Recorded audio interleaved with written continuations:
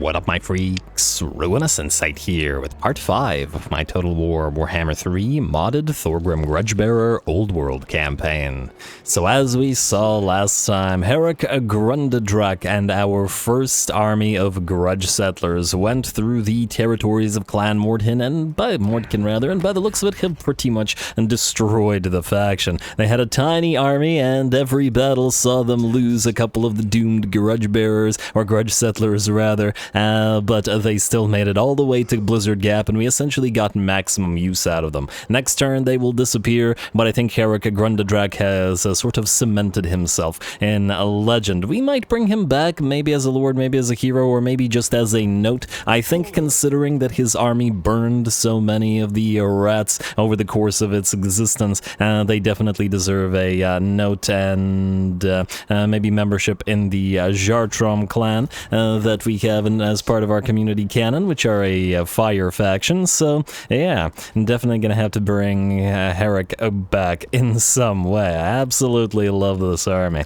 Anyway, in terms of what we gotta do this time, we are going to continue to advance to destroy Clan Mordkin. We're one turn away from getting a new, stronger and grudge settler army as well, thanks to Thorgrim's buffs, and we are still kind of trying to figure out what the heck happened to Tretch. Last episode we did summon this guy here, a runesmith, Morgrim Brynbright, and just to double check, you have a Karaki. Somebody also suggested that we might use the runesmiths that have the unhinged trait, which applies discouraged in a ranged army, and I actually kind of like that idea. So maybe we'll get another one on field because, well, we still need to frickin' find Tretch. We are still laboring under the assumption that he is here somewhere because he stopped raiding, he moved to this territory, and then he disappeared. And, well, it's another reason why Grimbrindle is here. I know I'm a little fixated on getting Tretch's defeat trait on Grimbrindle, but Tretch offers speed for the entire army, and I want to lean further into it with Gromby's army, as he already offers 40% speed for it. And obviously try to get the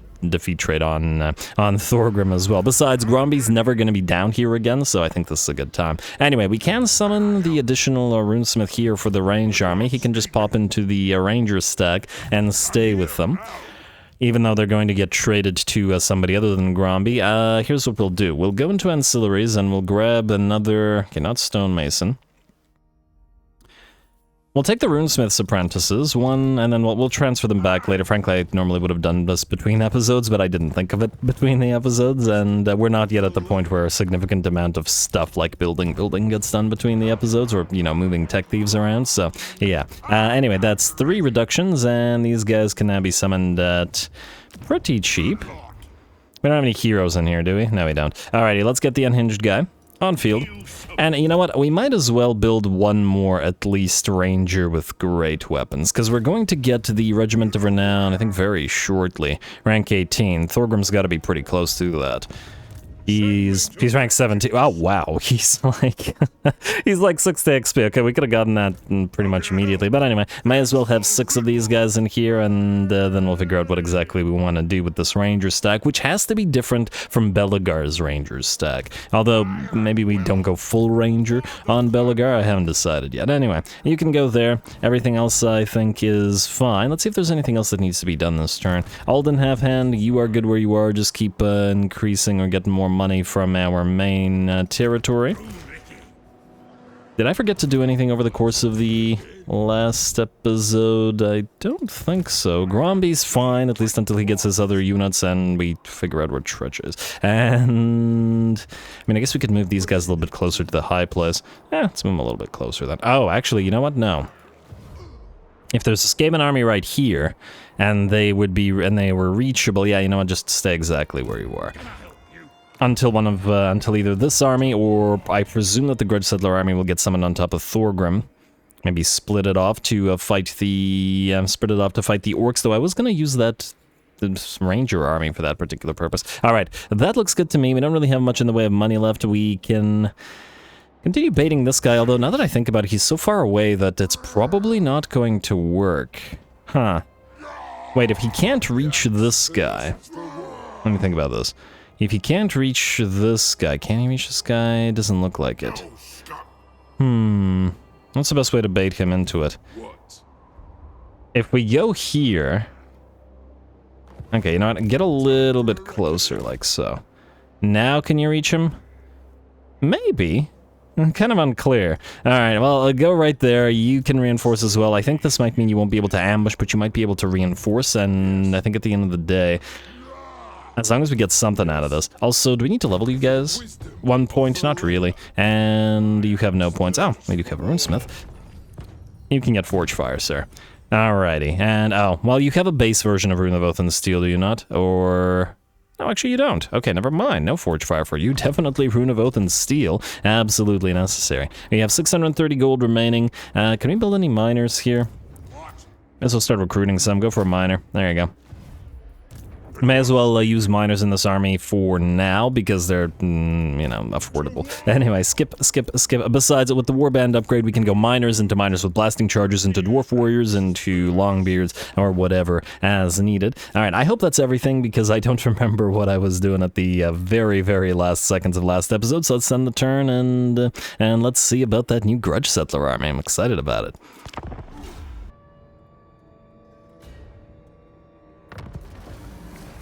Alright, unfortunately none of the... ooh, no flame cannon this time. Unfortunately none of the... yeah, there's the Age of Reckoning, and none of the ambushes work out. Is that Tretch? No, that's Bustin the Corrupted. Still don't see Tretch. Do we have any rating here? We do have... oh, but that's this rating, isn't it? Alright, you know what? I guess we'll send Thorgrim to deal with you. At least we got the Grudge Settlers. Minus 476. Now, why is that? Why did it drop so significantly? Maybe it's to do with the rating, because these guys didn't increase that significantly. Gonna need more miners as well. Alright, Age of Reckoning, and I guess we might as well enter a new age. I don't see the reason to wait, because then we're not getting the buffs, right, for any extra additional time. Alright, so we'd get 20 turns of the Nolan Grom buff, but then we'd have an extra 15 turns in which we got no buff whatsoever? Am I correct in my understanding of the way that works? Because if that's the case, then we may as well constantly enter a new age and just swap between the different buffs rather than getting new buffs. If it doesn't get extended, enter a new age. Alright, Confederation between Rictus and Clan Mordkin. Well, okay, Mordkin was pretty clearly destroyed, though... okay, this is not a Mordkin army, so yeah. Confederation, Berikvar destroyed. Well, unfortunately, we had to confederate Grimbrindle, so we couldn't save Berikvar. And just a new grudge for the book, I suppose. Anyway, Thorgrim, I guess you're gonna come down here and try to go after Bustin the Corrupted. At least this way, he definitely can't go after Dogboy's camp, though by the looks of it, there's barely anything there anyway. Joseph of Zorn... I guess we'll send you up here to the high place. We still want to conquer it, so here's what we'll do. King Lun, the, 50th King Lun, you can go down here. I'd like to have you scout out what's over there, and who knows, maybe you'll find some ambushing armies. And you two, I see no army here, so we're gonna have you march stance. And get ready to attack the high place together. I mean, just you two can't do it, obviously, because it's a defendant settlement, so we'll have either Joseph or this other King Lun. Some King Lun do it. Alright, you, sir. Or it would be better to have you attack Gribbletown. If you have no artillery piece, that's obviously going to be an issue here. These guys do have an artillery piece, so maybe we're better off sending Joseph that way. Alright, fine. Joseph, go into encamp stance. Go to the edge of this territory. This will allow you to heal to more or less full. And then you can go here, but most likely we'll send you to sort of besiege Gribbletown. We'll see how Mr. Bustin the Corrupted reacts. Then we got our new heroes, and... I don't know, just sort of loop around in this general area. In the hopes of finding Tretch, which is why we got these guys. Hopefully they'll pay for themselves. I don't actually know exactly how heroes detecting armies work, but I know that they do detect armies on occasion. Alright, well, just sit there. We'll still need to get more miners, etc., etc., etc. Alright, you guys are good. Let's see what's going on up north. We've got a couple of turns. Okay, so that didn't work. And I see these guys have got a new army on the way. Okay, wait. Now, we could obviously reach this army, but then we've got a full stack here and... 17 units here. Dang. Alright. Alright, fine. What's the best way? Let me just think about this. The best way might actually be to split the army to deal with both armies. This isn't much, though the Chaos Feral Manticores and Secret Chariots are annoying. On the other hand, they wouldn't be able to reach Karaz-a-Karak in one bound either. What we would want to try to do, well actually we don't know what's in this army, so that's another problem. But what we would want to try to do is try to bait them into an actual fight. Will that even work? I'm not so sure. Obviously, Karaz-a-Karak can defend itself, but Karaz-a-Karak cannot. If you were to take at least a few of these troops... Alright, let's take, I don't know, 2 miners with blasting charges. Take the Dwarf Warriors and the Hammerers, and, I don't know, maybe 1 unit of Thunderers. And then hope that what remains is sufficient. This, together with you, will be potentially sufficient to defend Karaz-a-Karak while Karaz-a-Karak can defend itself. So you're gonna head in here, I guess. Yeah, you're gonna head into this location, and then you are going to try to jump. If you get intercepted, frankly, that isn't too bad of a thing. Alright, let's go here. Like so. We just gotta make sure that we're beside this place. Alright, no interceptions. And that's not a particularly strong army. Still, obviously, the chance of getting overwhelmed, but I'm reasonably confident. Alright, you guys stay where you are. Maybe I should have kept the hammers here, but yeah, I'm just gonna hope that these guys draw closer. Is there anything that can slow them down? Like, if we get out of Venerate the Ancestors, not like we're gonna stop their raiding, so the public order is gonna be horrendous anyway. Campaign movement range increase for your own armies, decrease for enemy armies. Chance for intercepting, physical resistance when under siege, it's not bad. Is that better? Yeah, fine. It will go purge the Orcs. It doesn't do anything against Chaos, unfortunately, but just to reduce these guys' movement capabilities, and we'll see if they attack. Alrighty, who's next? Gromby. Oh, well, you're waiting for more units, so you're just kind of stuck where you are. Alright, and the rest of this is good. We got how many more turns until the deeps are complete? Just the 2? Alright, so we won't, in theory, shouldn't, go bankrupt. And let's double check. Okay, Karak wants a military access pack. Defensive alliance with these guys, no thank you. And Zufbar is nearing Confederation, or looking like they'll get wiped out, but we'll go there ourselves. And go for the military access with Karak for a little bit of bonus gold. And that should last us for the 2 turns, assuming we don't get ourselves into a fight, which we will do so shortly, since our armies are moving. We'll have to probably wipe these guys out. I assume this is Tretch here, though it could be another clan. I'm just gonna make sure that we move the heroes. Alright, and I guess that's another end turn, isn't it? Who's Morgan's Death Dealer again? Alright, this guy. He's actually costing us 400 gold per turn. Well, 367. We could swap you 2 out right now and then bring you back later. We can still use this guy, this other guy to recruit. I think we'll do that. You go here. And then we will swap you in, and then since this guy's so Huh! Well, I found Tretch. Okay, well, at least we know that he's here. That it's kind of good, in some sense. So it looks like he was going north, eh? Obviously, we won't fight this. Okay, so retreat. We know his army's right there. Okay, wait a second. Huh. Well, I moved the hero the wrong way. I assumed he was down here because he came from this direction, but... Now, the problem is this. You can no longer escape this. A moment. If you go here... Wait. How can we do this? You can travel in camp stance, can't you? Which has the ambush defense chance. Go right here. This might be silly. And then you will transfer to him. And these 2 units. We don't know what's in Tretch's army, but we know he's right there. Alright, and then... Go here. Huh, good. Do we get anything in here? Too bad Thorgrim didn't level up. We wouldn't be able to afford it anyway. Any Grudge Settler units? We do have plenty of these guys available now, but are any Grudge Settler units supposed to be down here right now? Well, okay, we can't afford them anyway, unless we cancel stuff, and we're not gonna do that. Alright, go here. Alright, there he is. And it is Tretch by himself. Opportunity to intercept. Oh, you know what I should have done?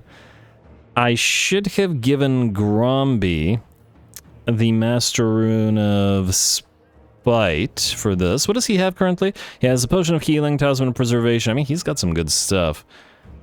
Do we need the rune of spite? I think we could go without it. Alright, I guess we're just gonna fight this. I mean, this is what we were doing with, let's see. Tretch himself is going to be a concern. In fact, his melee defense is so high, we might be better off ignoring him until we deal with the rest of this stuff. Let's see how our rangers do, shall we? Should be fun. Go.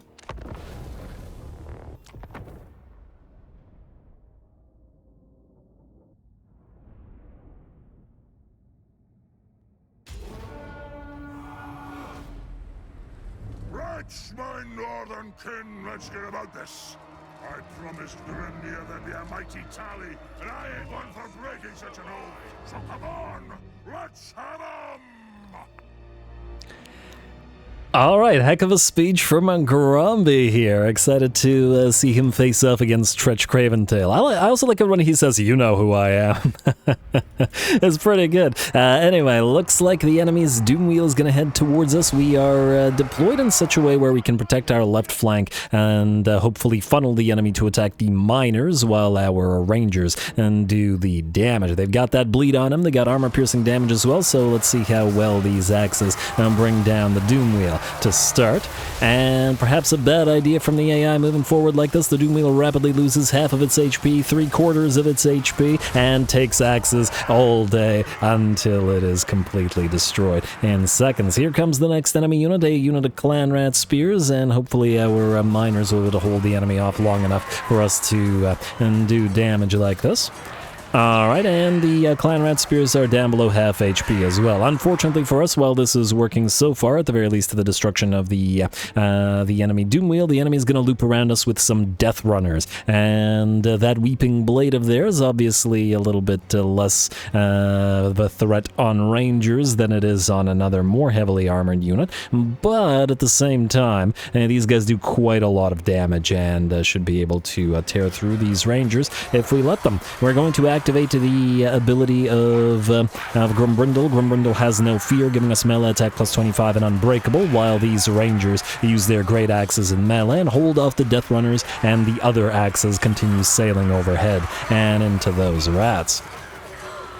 And we are focusing down the Death Runners with, I believe, 3 units of Rangers in range, and then the 1 unit to hold them off in melee, just because, like the Doom Wheel, those guys were a pretty big threat. Fortunately, they're not a threat anymore as they are backing off, and we turn towards Tretch Craventail. We have Tretch at home, and the Assassin, both of which are attempting to go after Grimbrindle in the middle of the fray here. Our miners have been joined by a unit of Rangers who are attempting to hold off the blob, while the rest of our Rangers are doing their best to lob those axes into the enemy formation and try to get bleed onto everybody that they can. There we go, and doing quite well. Ooh, that was nearly point-blank axe toss. I love it. Huh. Nearly point-blank axe toss. Well, that is making me think a little bit now. What if instead of Longbeards we would combine the Rangers with the throwing axes with the Thunderers with Grudge Rakers? Would definitely be different. I could always do that concept as well. But anyway, we'll get to that later. For now, Gromby has defeated the enemy assassin and is turning to move towards Tretch, who is currently surrounded by one of the units. Not something we attempted to do here, but rather the enemy, Tretch himself charged towards those units of Rangers and is now keeping them too busy to fire those axes or to chuck those axes. Good for him. Still, we do still have 2 units of Rangers firing axes away into the blob of enemies, causing bleed to every unit that they can, while 4 units of Rangers hold the enemy back. And decently well at it, though the Storm Vermin, of course, are going to be a bigger threat. The Rangers with great weapons aren't most likely going to win against Storm Vermin in a direct one-on-one, at least without significant buffs to their melee, which they obviously don't have as yet. Tretch, I believe, has been defeated by Grimbrindle, who took, 20% of his HP in damage, while Tretch lost most of his. We are not, however, going to even attempt to chase him down, and while we could kill him off by chucking axes at him while he moves through his units, we're not going to do that either. either. Ideally, if we can make this work and destroy enough of these guys, we'll be able to get his defeat trait on 2 lords rather than 1. And I've said it before and I'll say it again, speed is one of the best stats you can have in the game, and then when the army gets speed for the whole army, that's certainly a defeat trait worthy of our attention. I wonder if we can get Thorgrim down to Nakari and get Nakari's defeat trait as well. It would amuse me. Anyway, the battle is still going, and the bounce bar remains at about 50-50, but the enemy are slowly but surely running out of troops. They'll run out of rats probably long before we run out of axes.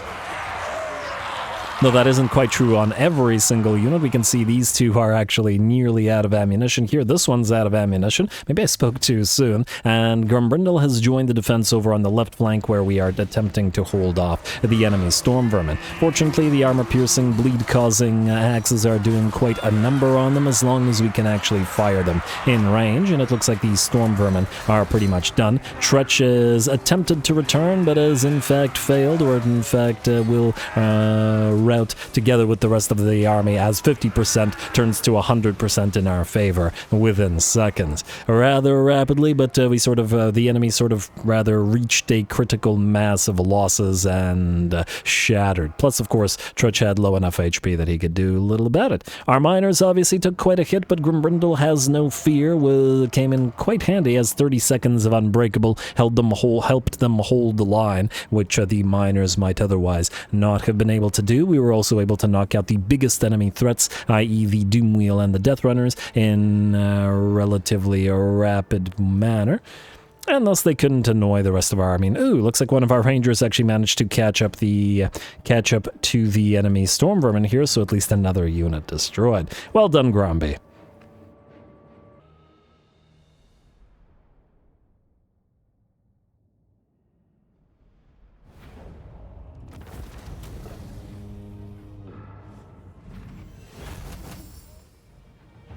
Alright, there we go. A rather nice fight. Love seeing those rangers with axes in action. We got 46k damage, we got 44k damage. They did pretty darn well. I mean, granted, it's an early game Skaven army, and even with the Doomwheel and the Storm Vermin and Death Runners, Skaven troops are quality, or quantity, not quality, so hardly surprising that they weren't even able to overrun the Rangers. Still, this Tretch gave us a big hand here in the sense that we got Grumbrindle down here to hunt down Tretch, and, well, that's what we did. Lovely. We could heal up, though it's probably not needed, and we really need the cash until we get the deeps up and running in 1 turn now, so let's execute and loot. Really fun fight. Yeah, let's execute and loot. Alrighty, now, we also kept Tretch alive for the purpose of hopefully getting his defeat trait on another one of these lords. You can't reach him, but Morgus Death Dealer can, meaning, okay, first of all, the defeat trait. 10 speed for the army.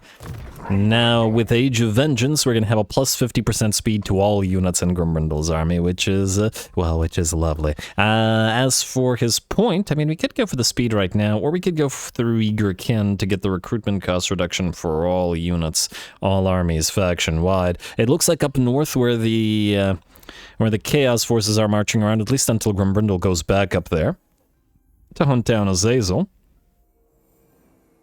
who he has already defeated, but anyway, to hunt down Azazel, we would be wanting to get some troops, although we can't afford them at the current time. Oh, we also got the Replenish his campaign movement after winning a battle. That would have been helpful. Vigor loss reduction 50% for the army. That's quite nice. In combination with Obstinacy, we'll have a plus 80% reduction in Vigor, on top of the speed increases, which means a rather fast Dwarfen army, which is quite interesting. Anyway, I guess we'll do the speed for now. We'll do these as well. I mean, everything. Grumbrindle has a lot of good stuff. Hey, another Dragonfire handgun, fantastic. Anyway, Morgus and the rest of you, you're going to.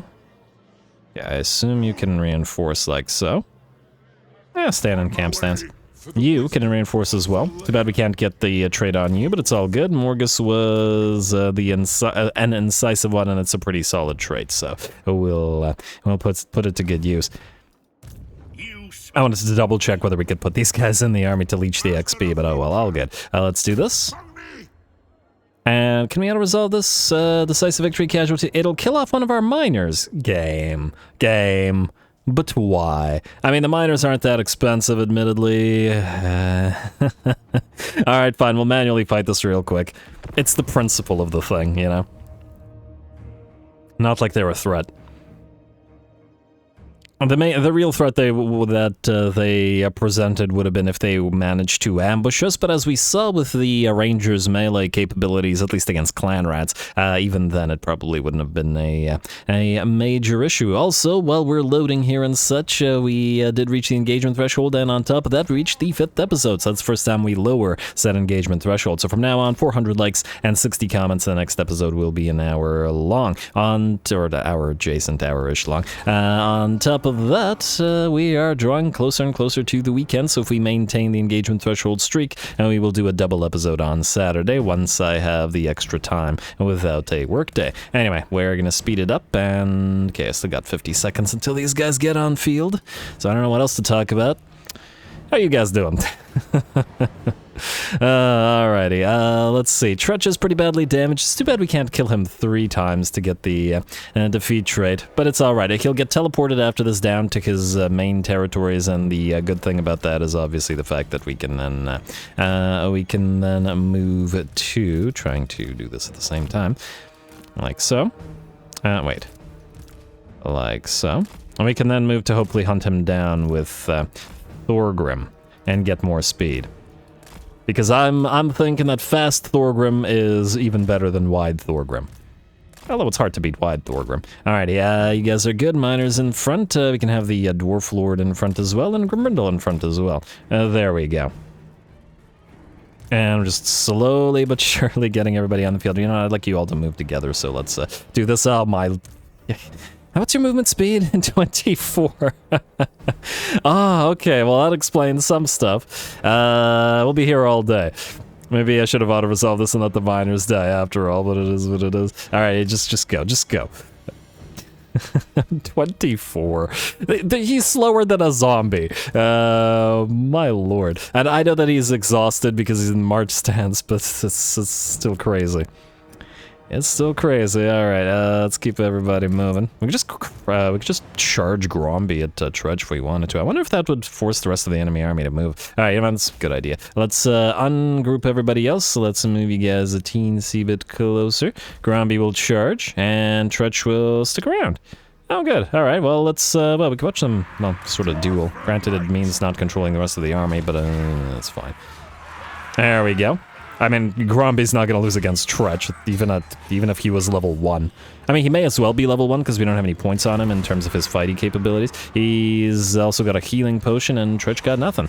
Alright, rest of our army is about to engage Tretch. Okay, I wanted to see his defeat, but I also want to take a look at what's going on here. Oh, yeah, see, this guy, you need to be in formation. You have the Rune of Oath and Steel.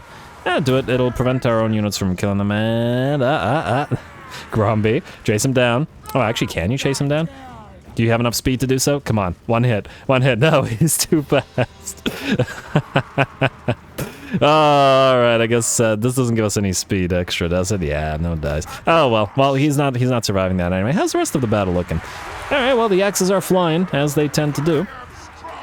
The rest of the army isn't going to achieve anything here anyway. Let's watch these guys in action as a go cinematic, not that it's super necessary. Axes whizzing overhead, hopefully not thunking into the back of any rangers' skulls.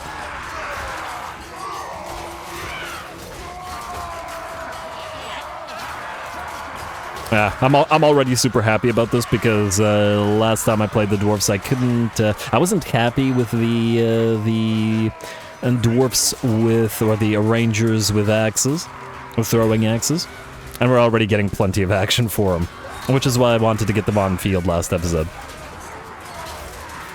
Alright, lovely, and look at them dropping those rats. Plus, I'm sure the bleed application is quite nice, and when combined with Longbeards to hold the line for them, I'm sure they'll be working out quite well. Alright, Gromby has taken 8 million years to deal with that enemy, a pile of Skaven slave slingers, but he's a duelist. He's not going to be able to kill a lot of them very quickly. Probably could have popped off Grimrindle Has No Fear as well to speed that up, but I was busy watching, as I like to do. Anyway, that's it for these guys. No way to chase them down because we're still too slow, as we saw with Tretch.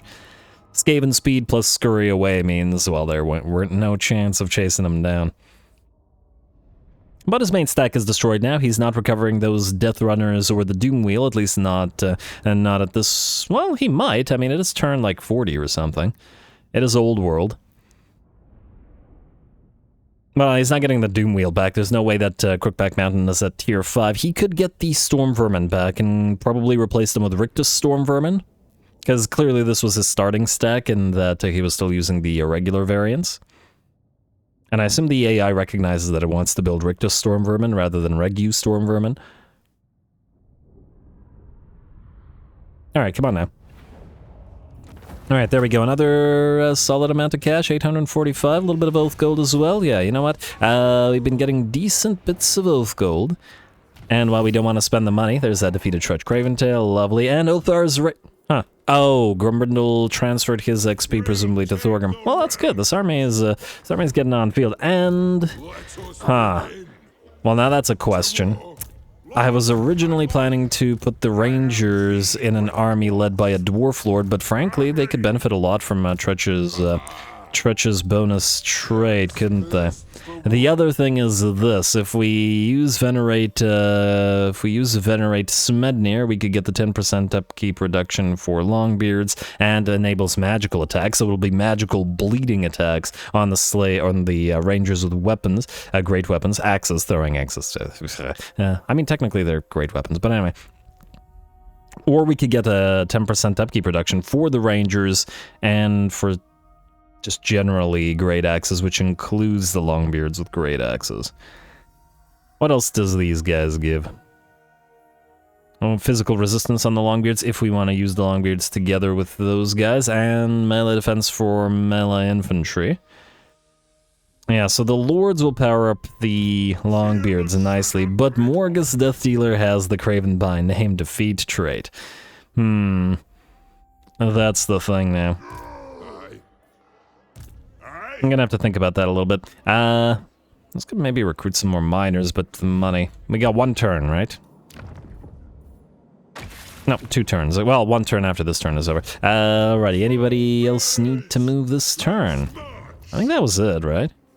I think that was it. Alrighty, I guess we're gonna get Morgus Death Dealer off field right now because he's costing us insane amounts of upkeep, and yes, he will command an army, but possibly not right now. 400 gold per turn's a little bit steep, and while we will want to level him, and he has great traits, we'll just get him back. Just gotta remember him.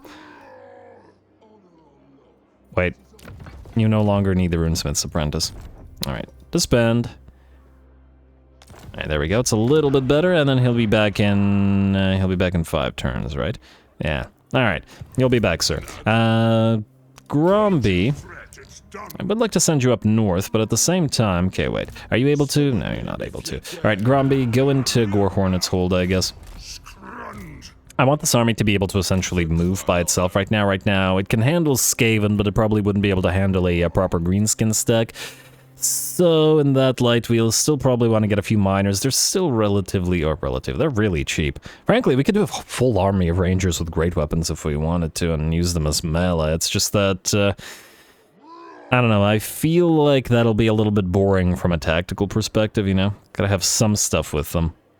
And I think Longbeards is the way, but for now, while we can't afford them, let's do miners. Let's do 1, 2, 3... Let's do 5. We'll eventually upgrade them to Longbeards and such. Alright, good enough for me, at least for now. And I think there's nothing else to do, or at least nothing of any major significance. So I guess we're ready to end the turn. I'm curious to see what these guys will do. Will they attempt to attack Finn?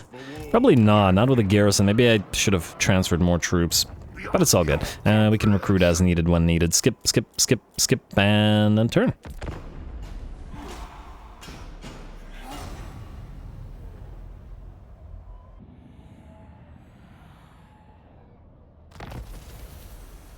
Huh, did he really not attack? And I presume the other one is this a raiding camp? I think that's a raiding camp. And hey, Draska's power, Thorgrim, well done. We had terrible luck with that stupid map thing teleporting us all over the place, but luck hasn't been so bad with this. Character experience gain, research rate, hit points, and a ward save. That'll be good for fast Thorgrim, as he'll be sort of out by himself in places. Speaking of fast Thorgrim, Can you reach? Ah, you can reach Pustin the Corrupted. Sorry, Mr. Pustin. We'll go from here to Crookback Mountain to pay Mr. Tretch back. In fact, we should probably leech XP here. I was going to send Joseph of Zorn to deal with the high place, though. I mean, I guess there's nobody here right now anyway. Okay, you prioritize going down here. We need to find if there's any enemy armies. And these guys might recover. I also gotta double check how many territories Tretch now holds, because we gotta figure out who's where, or where he is in particular. 6 territories. Okay, so 1, 2. I assume this is all him. 1, 2, 3, 4, 5. Possibly 6 in Thunder Mountain, but possibly not. Mount Squighorn is clearly him as well. 1, 2, 3, 4, 5. Warpstone Meteorites is clearly him, 6, but then, there might be a 3rd Skaven clan here. Where's Clan okay, wait. Clan Gnaw is at war with North Confederacy, meaning these guys, meaning some of this territory might belong to them. Okay. Well, we'll just have to figure it out. Anyway, we got the text completed. We're looking to try to move towards Warriors Guild for the recruitment cost reduction for the Grudge Settler units, because they're stupidly expensive, and in addition the +1 Grudge Settler unit capacity, so we'll want to probably get a few of these up and running. Let's get Call to Clan first for the Shielded Warrior buff, melee defense, but mostly because we want Shield Wall up and running fast as we can, and I mean, since it's only 2, we'll do another one of these. I do like that range for Iron Drakes. We don't use enough Thunderers or Slayer Pirates as yet. Wait, we get a plus 20% range for Slayer Pirates out of this? That's kind of interesting. So they're going to be at 120? Huh. I'm now thinking, are Slayer Pirates actually better commanded by a Overseer that gives them another plus 50% range? Rather than...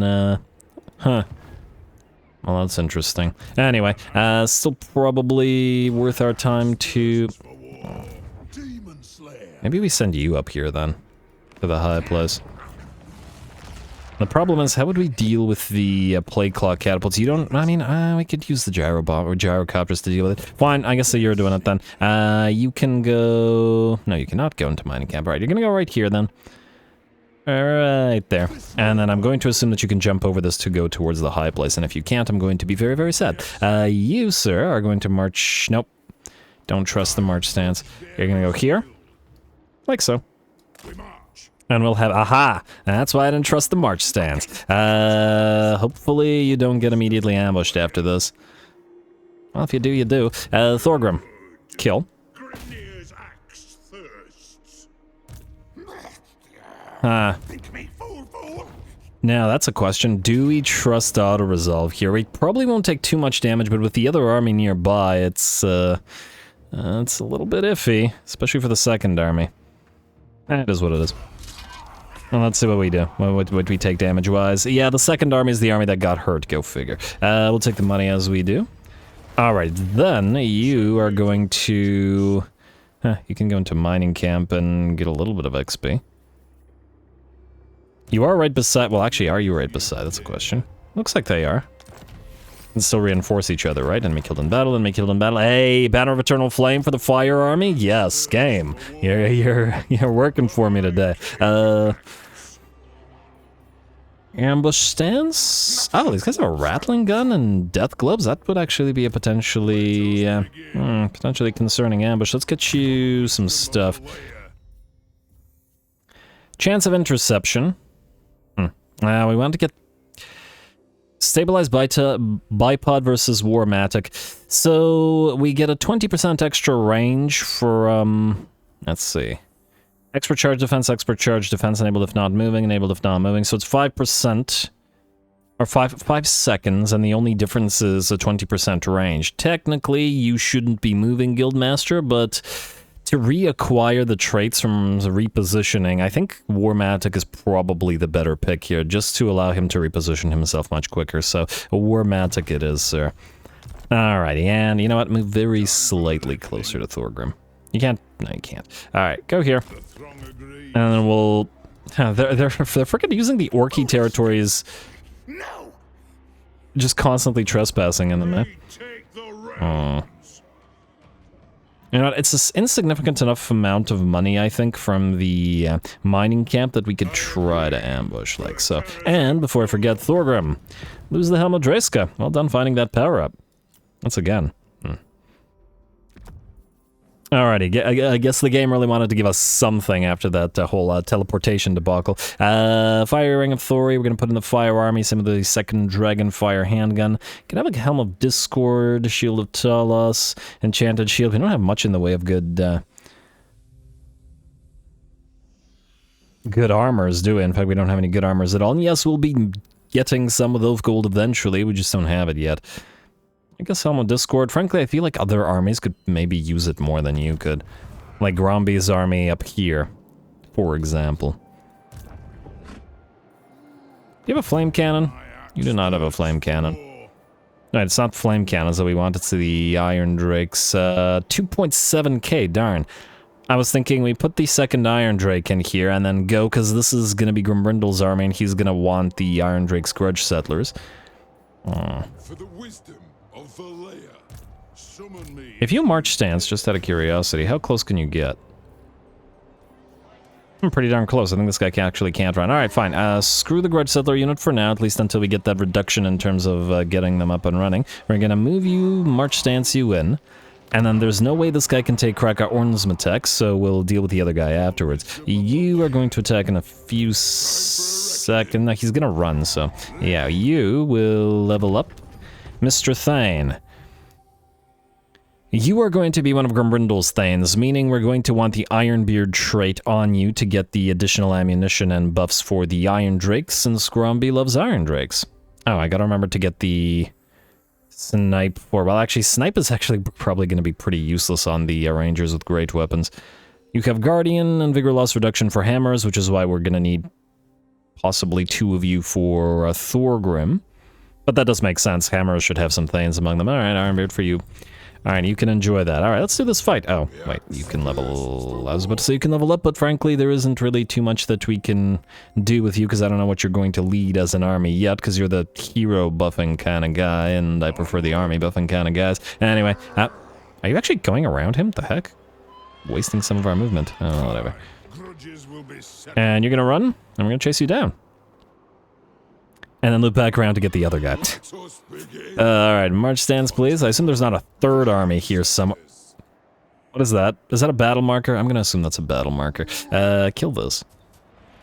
Time to slay Oathbreakers, indeed. They took our Thunderers. I completely forgot that these guys can steal, or seduce units.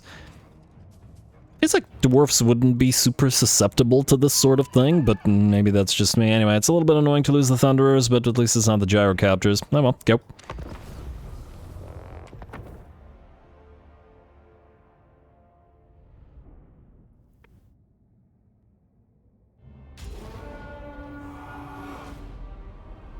We will have vengeance! Alrighty, here we go. Vengeance indeed. We are going to once again have a choke point battle against the Norskins, who I would wager are going to have a similarly bad time as they did last time we fought them here. Good to know that it is the choke point battle in this particular territory, and it does make sense considering it's a rather narrow, winding valley through the mountains, that it would be choke point battle or battles in this particular portion of the map. Anyway, we're going to wait for our units to get on field for obvious reasons. And there is, what, 7 units, 6 units and a Lord. It's a pretty significant increase to the power here, and since we transferred our hammers and our 2 units of dwarf warriors to the other army, the need is to have them sort of, you know, stay in front of the miners with blasting charges so that they take the charge and the miners with blasting charges can chuck those blasting charges overhead. Annoying to see the Thunderers. I don't know how they had time to repaint all their clothes or re-dye all their clothes, or where the enemy army had or whether the army had dwarven clothes in their colors already, but apparently that was the case.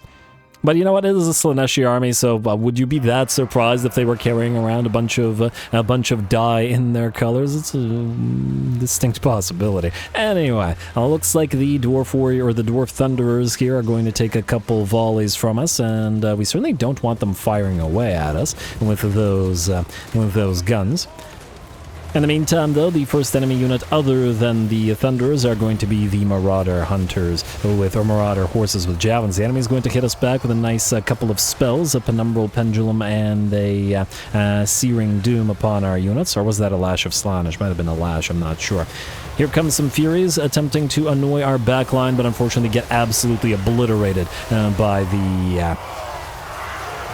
the Iron Drakes. The rest of the enemy units charge forth, including the enemy piles of trolls, smashing into those Iron Drakes and doing a little bit of damage, so we're going to have to back off and then swap them out with the Hammerers, who will go after the trolls instead. Looks like the enemy Lord has smartly gone after our Guildmaster, so we're going to reposition the Dwarf Lord as well as the Thane in order to try to hunt the enemy Lord down. Our Thunderers will fire overhead of our Miners and our Dwarf Warriors into the enemy Chaos Spawn, while our Blasting Charges will sail into the Marauders that are moving in directly behind them. Of course, our Gyrocopters are flying around, getting ready to A, drop bombs, and B, fire into the back of those Trolls and Chaos Spawn, as the Brimstone guns are anti-large weaponry.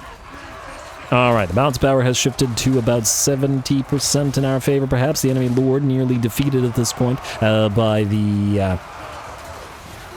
the Thane and the Dwarf Lord. And here comes a small bomb drop. Not quite as effective, of course, as the bombs coming down from a gyro bomber, but, you know. Alright. And the enemy's still attempting to breach the choke, but of course in vain at this point. You can see those Brimstone guns firing away out to the Chaos Spawn as well, who are nearly destroyed at this point.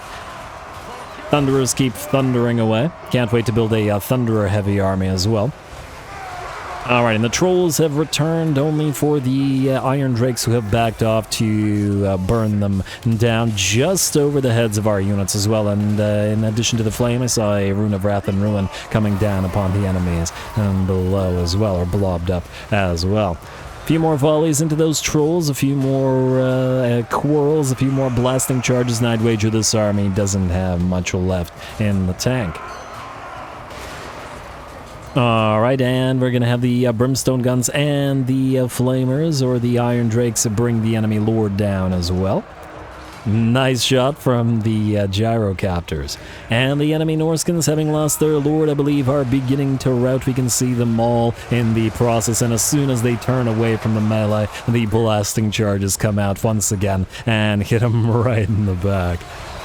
Ouch. That did not work out so well for the enemy, though they did manage to at least somewhat heavily damage one of our Dwarf Warrior units, who have lost about half of their number and maybe 70% of their HP, and then similar sort of deal for the other Dwarf Warriors. Granted, I would wager they took a little bit of damage from our own, simply because they would have taken some of the blasting charges as well, but, well, definitely worth it, as they allowed those miners to continue doing their work. Lovely.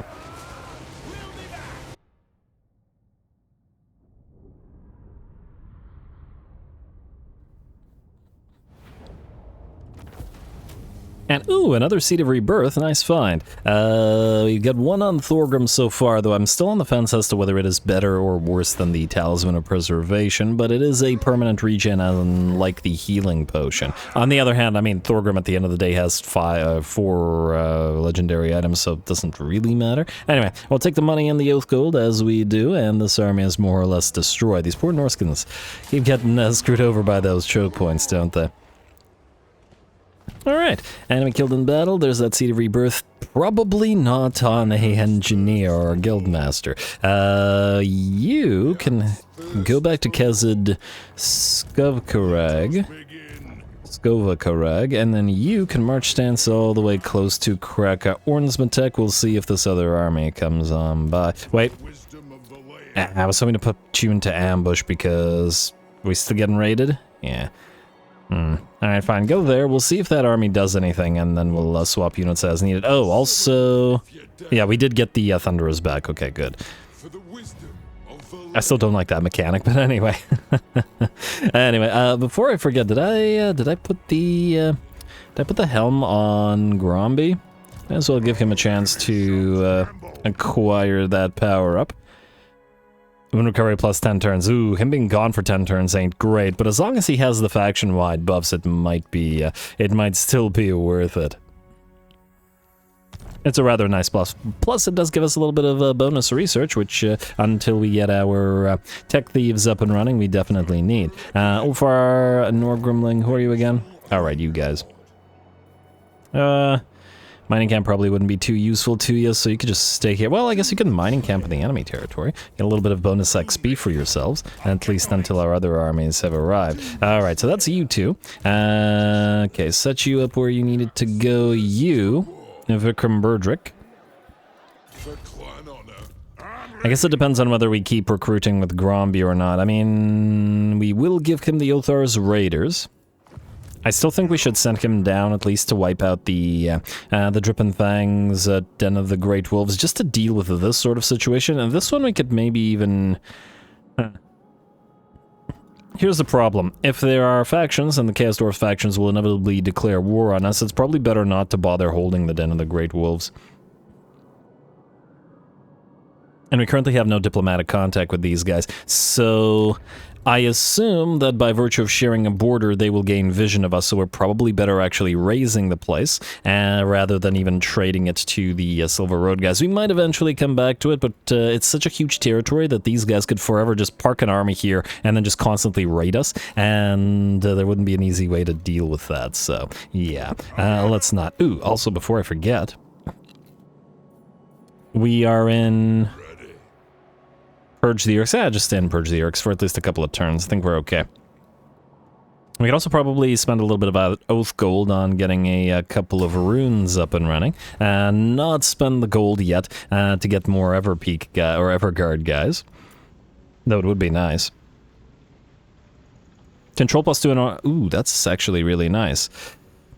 And upkeep production for Everguard kit, that makes them free, which is also great. But yeah, we'll get to it eventually. Anyway, banner runes. Now, we're not using a crazy amount of artillery yet. There was a rune, I believe, that gave us... Oh, there were character runes that give plus 10 melee defense, which is really solid in the early game.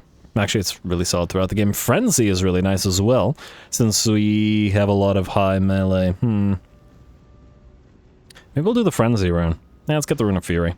Good on everybody. Does Grumbrindle have Frenzy out of curiosity? Let's find out. Alright, that's all the Oath Gold we'll spend for now. And we'll get some banner runes afterwards. You guys, okay, which one of you was the ranged guy? So you have Karaki, so you are gonna go... You're gonna go this way. Oh, you know what? Yeah, you'll go this way. Unhinged guy, you can join the Rangers. And I would like to keep an eye on what we have here. Another unhinged guy, so if we wanted to do 2, we could put them both in this army. I'm not sure whether we do need 2 runesmiths in it, though. Although, well, the Rangers will definitely want bonus armor. And everybody wants bonus scouting, so kind of remains to be seen. Anyway, you're gonna go here. I guess recruit 2 more miners. Just 2. Maybe 2 miners and 2 rangers. No, that's a little overboard. Just do 2 miners. I know it would be nice to get it as a full stack up and running right now, but I just want the army to be able to move. Stay... Oh, actually you could... Oh, okay, no, you can't move. Yeah, go for miners. Alright, that looks good. What else do we have in terms of this turn? Nothing. Last turn before... Oh, you know what we could do? Last turn before the Deeps comes available, we, I presume, want to upgrade the Dwarf Tinkerer's shop as fast as we can, because we're about to get increased to the cash here. And by the looks of it, Mecha Zungor... Actually, you know what, we'll wait until next turn. I want to see something. Yeah, I want to see how that Deeps thing works exactly. Anyway, Thorgrim, you have a point. Do you... Okay, you have all your unique line stuff. We could max out Obstinacy, which is great. You get the bonus leadership, but it's for Lord's army, and again, I find leadership to be relatively meh for dwarfs, generally speaking, because they have super high leadership in the first place. Flow of Battle, 20% speed, ooh, for when Thorgrim charges around. Yes, that fast Thorgrim proceeds. Another 15 speed out of Relentless, plus Flow of Battle, and we'll see if there are any other buffs. A single point for 10% kind of meh. Maybe we'll start going through Grimnir's heirs. I imagine these guys will be starting to... Ooh. Would we have enough points? Just, you know what, probably not. Better not risk it. Thorgrim is very point hungry, even despite not being a caster. So yeah, let's get Grimnir's Heirs to buff up the Hammerers. It's not much of a buff, and frankly, it's not really needed, but we gotta go through something. Gotrek and Felix, keep being buffed until you get your own army up and running. Might be with Malachi, as I'm sure we've gotten several suggestions at this point about it, but anyway, I think we're good to skip, check diplomacy, and then end the turn. Alrighty, and yeah, nothing here. Sorry, Barakvar. You did.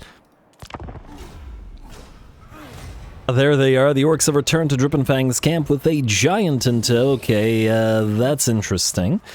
I guess we know where Grimbrindle is going. Fortunately, it's only to Drippenfang's camp, which has not recovered any buildings, meaning this literally doesn't really cost us anything.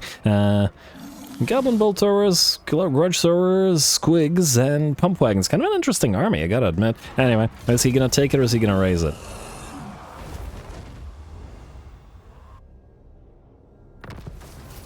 Alright, first of all, Morphific, and that's Skaven army. You, okay, so you are in range of Gromby. You are also in range of Joseph of Zorn, who probably can't take Gribbletown really easily, so we could send you to kill the rats, and then... yeah, maybe that's the best way to do it. You are still damaged, but... well, the Rattling Guns are something of a problem. You do have the Grundodrax Bellow, so I think that's okay. Wa fails, Technology Research, good. Imminent Rebellion in West Dark Clans, which is where? Here. That's actually fine, because we're immediately going to be able to take Gribbletown, and then... yeah, that'll be okay. Alright, yeah, keep collecting the income. Okay, that's going to be... annoying, but yeah, once again, the settlement territory isn't invested in. We'll be able to capture Gribbletown at tier 3, and then immediately move to Crookback Mountain. Crook Slice Blade is also probably back, but it is what it is. Anyway, we got the deeps up and running now, right? Yeah. Alright, so this gives us settlement income plus 5% per turn count in local region, meaning this thing now generates plus 152%, and so out of curiosity... yeah, so it does apply to other buildings, meaning we also get the bonus money for all of this. Meaning we should get rid of the Makazungor and then replace it with the Beer Hall, which also generates cash, and then just build everything with money here, at least for now, including the barley fields. Though they won't generate a crazy amount of money as yet, every turn will increase that, obviously. Frankly, nothing will generate as much money as a deep mine would, but, well, we still want the armor here because this is where we'll be recruiting our gyrocopters and such.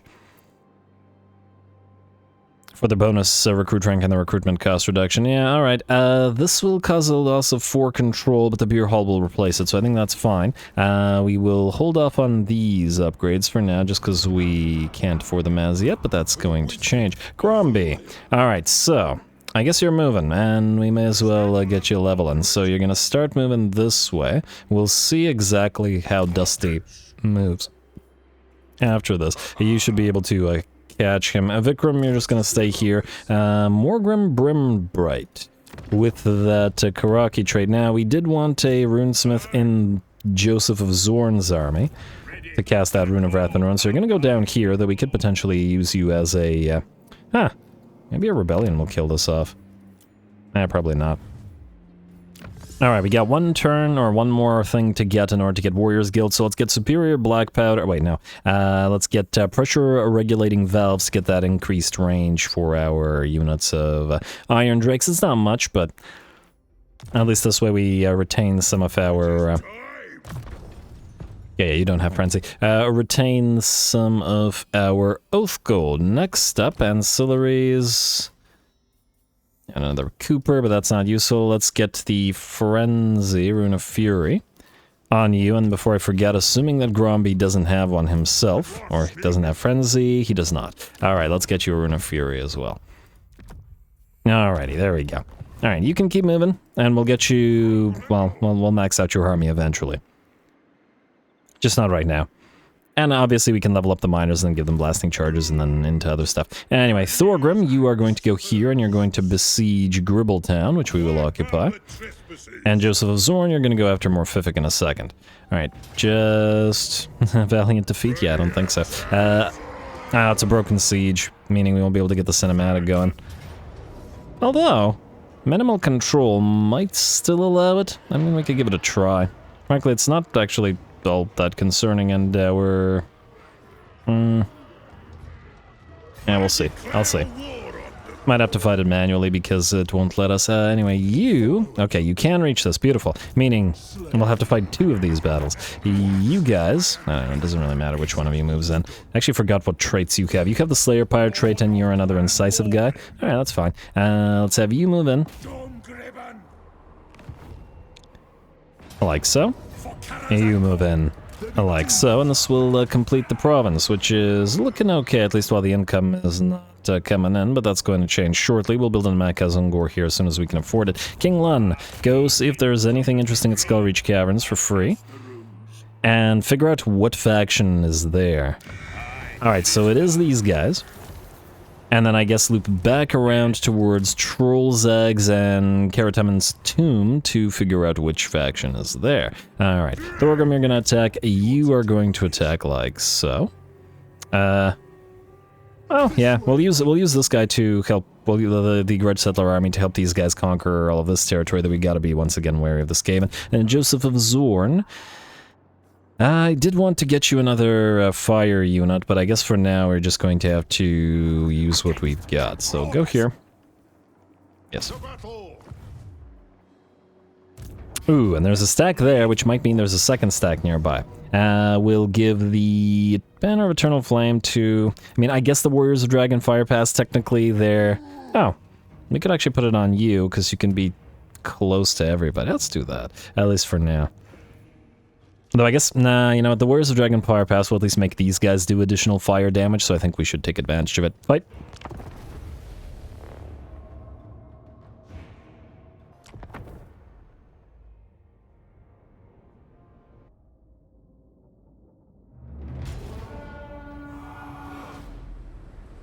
We will have vengeance! Alright, seems like the guildmasters all like to say we will have vengeance a lot. Anyway, here we go. It should be an interesting, potentially actually a much more difficult fight than originally anticipated, simply because of this particular map. We start downhill from the enemy, unfortunately, which doesn't work so well for us in particular where the flame cannons and the iron drakes are concerned. They're going to have a little bit more of a difficult time firing those rats. And, well, we'll do our best. Fortunately, we have positioned our flame cannons, at least, on top of a small hill behind our army, so they should at least be able to fire over the heads of our units and into the rats. We will have to wait and see if we can take a nice position for our iron drakes in order to be able to do the same. Anyway, our grudge thrower is firing away. Only the grudge thrower can reach the enemy rattling guns at this point, as they are just out of range of the flame cannons, but that's alright, as the grudge thrower should be able to kill the fragile rattlings, or even if not kill them, at the very least prevent them from moving towards us. The flame cannon will continue burninating the frontline enemy units, and has gotten rid of 2 so far. And will continue to do so until the enemy will move their elite units closer. And by the looks of it, the enemy is on the approach. That Deathglobe Bombardier unit is going to be a target. And let's see, yeah, it's taking a while to damage those rattling guns with our grudge throwers, but that's alright, they can keep on working. Ooh, and the flame cannons have selected the wrong unit, having attempted to fire away at some wolf rats. We're going to reposition and retarget. Well, mostly retarget. Don't want to lose the position because we like it where we are. Slanesh giggle. Anyway, looks like the Death Globes are now the target here, and they're going to have a pretty bad time. Some of the enemies are approaching through the woods, and while unfortunately we cannot set the tree line on fire in this game, we can certainly burninate the units that are in there. We got a tiny, tiny elevated position, and hopefully our Iron Drakes will still be able to fire at the enemy without firing the hillside too much either. Anyway, the Rattling Gun's down to 70% HP. The Death Globes, one of the Death Globes, there are 2, has been nearly destroyed, and we will continue retargeting until all the elites are dead and only the enemy regular rats remain. Looks like they're going to pop off a menace below, I think, in the middle of their line. Probably could have or should have attempted to hit our artillery with that instead. However, we did keep a unit back in order to guard them. And I find when you keep a unit back to guard your own units, or your artillery, your fragile units, the enemy has a tendency to not bother even attempting to menace below. Alright, it looks like some wolf rats have made it through the woods together with some night runners and some Skaven slaves. We have a single unit of dwarf warriors holding ground here and hopefully forcing the enemy into a blob and allowing our fire and explosion units to deal with them. Ooh, can't wait to get some outriders from the Imperials. Those will work nicely with various units. And there we go, another very nice volley, and then both from the flame cannons as well as the blasting charges into those storm vermin, the most elite unit that the enemy has now that the rattling guns and death globes have been dealt with. Certainly don't want the storm vermin closing the distance. But it looks like, unfortunately for them, they've been pretty much destroyed. Another menace below will come in. Probably not the best place to dig a tunnel out of. I feel like a menace below should be altered slightly, where just like the rat nuke, you can sort of select a location, but the menace below wouldn't directly pop onto the map on that location, but rather in sort of like an area randomly. This might nerf it a little bit for both the player, which I feel like really needs it, and the AI. Anyway, looks like the enemy is continuing to fail to breach our lines. The enemy warlord surrounded by a unit of dwarf warriors very slowly working its way through them, but doesn't have the damage most likely to kill off too many of them. The dwarf warriors here are having a little bit of a tough time dealing with the enemy night runners, however, who are decent in melee and have 40 melee attack. But that's alright, as long as they're engaged, they're not paying attention to what our iron drakes are doing, which we can see with the steam moving through the forest. And there we go, they're going to take up position to hit those poor night runners in the flanks as they get held back by the dwarf warriors. Perfect. And there we go, that night runner unit after a single volley is pretty much completely destroyed. And a second volley will make sure that they are done for. In fact, speaking of done for, the enemy lord has been defeated and the rest of the enemy army has given up, and the battle is ours. Lovely. Worked out better than I thought it would, considering the somewhat disadvantageous terrain that we got stuck with.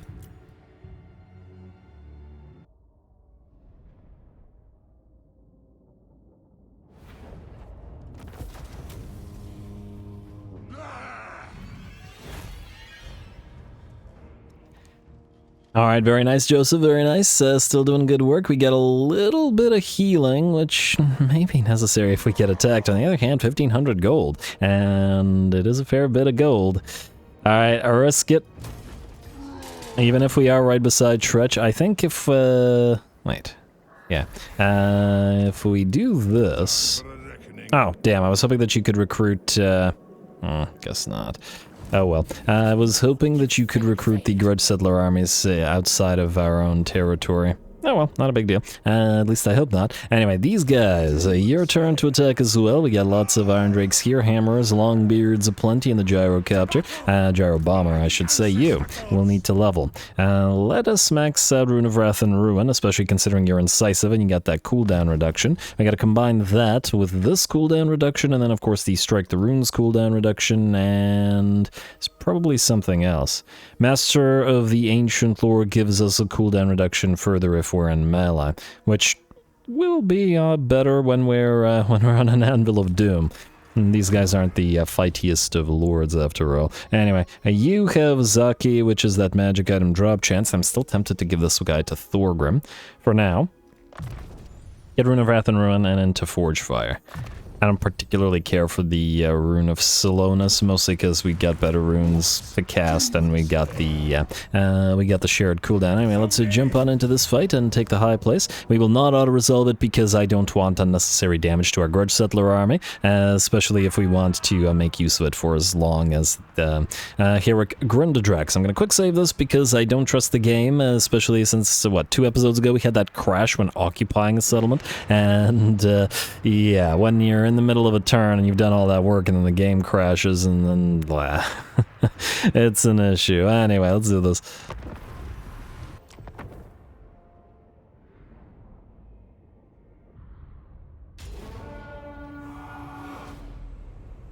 For our ancestors! Alrighty, here we go. Looks like we've got the debut battle of our second Grudge Settler army, though, I mean, to live up to the legend of Herrick Grundadrak is going to definitely be something of an issue for them, and for probably every single Grudge Settler army that comes in the future. Anyway, we're going to start the battle off by moving everybody away from the enemy settlement, as we want to go after the enemy piercing tower, which we're going to bring down quick as we can with our gyrocopters with troll hammers. And as we've seen before, they are pretty darn good at bringing these towers down, so bring it down they shall. And there we are. Not going to engage the enemy gutter runner slingers, but similar to the enemy tower, as we lack artillery of our own, we're going to go after the enemy plague claws. We will approach them with the cover of the walls in the enemy settlement, protecting us from fire. And then go over the lip of that wall, and then go after the plague claws by hovering over the top of them, such that they cannot fire at us, as they have a limited range, whereas unlike some gyrocopters, these gyrocopters do not. They can fire effectively directly below them. Like so.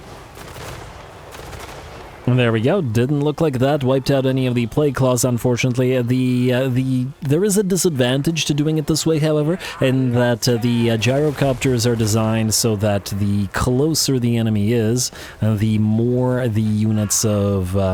or the more the sort of torpedoes, which are homing torpedoes on these guys, the more they spread out. So at a close distance, they're more like a shotgun, but further distance, they're more like a sniper, which is quite interesting. Unfortunately, at this distance, it is taking them a little bit of a while to bring those plague claws down, but since they can't fire back, it's probably worth it. Anyway, they're going to do that for a little bit, and we're going to just speed up speed that matter up, because it's going to take a bit, while the rest of our army starts getting ready to approach. We do have 3 Iron Drakes here, and with the enemy having no artillery, now that the artillery pieces have been destroyed, and it's going to go so well. Speaking of shotgun to sniper, there we go. We're going to switch to the enemy Lord and Hero now, and keep our gyrocopters at a distance so the homing missiles can converge and then all hit the same unit, like so.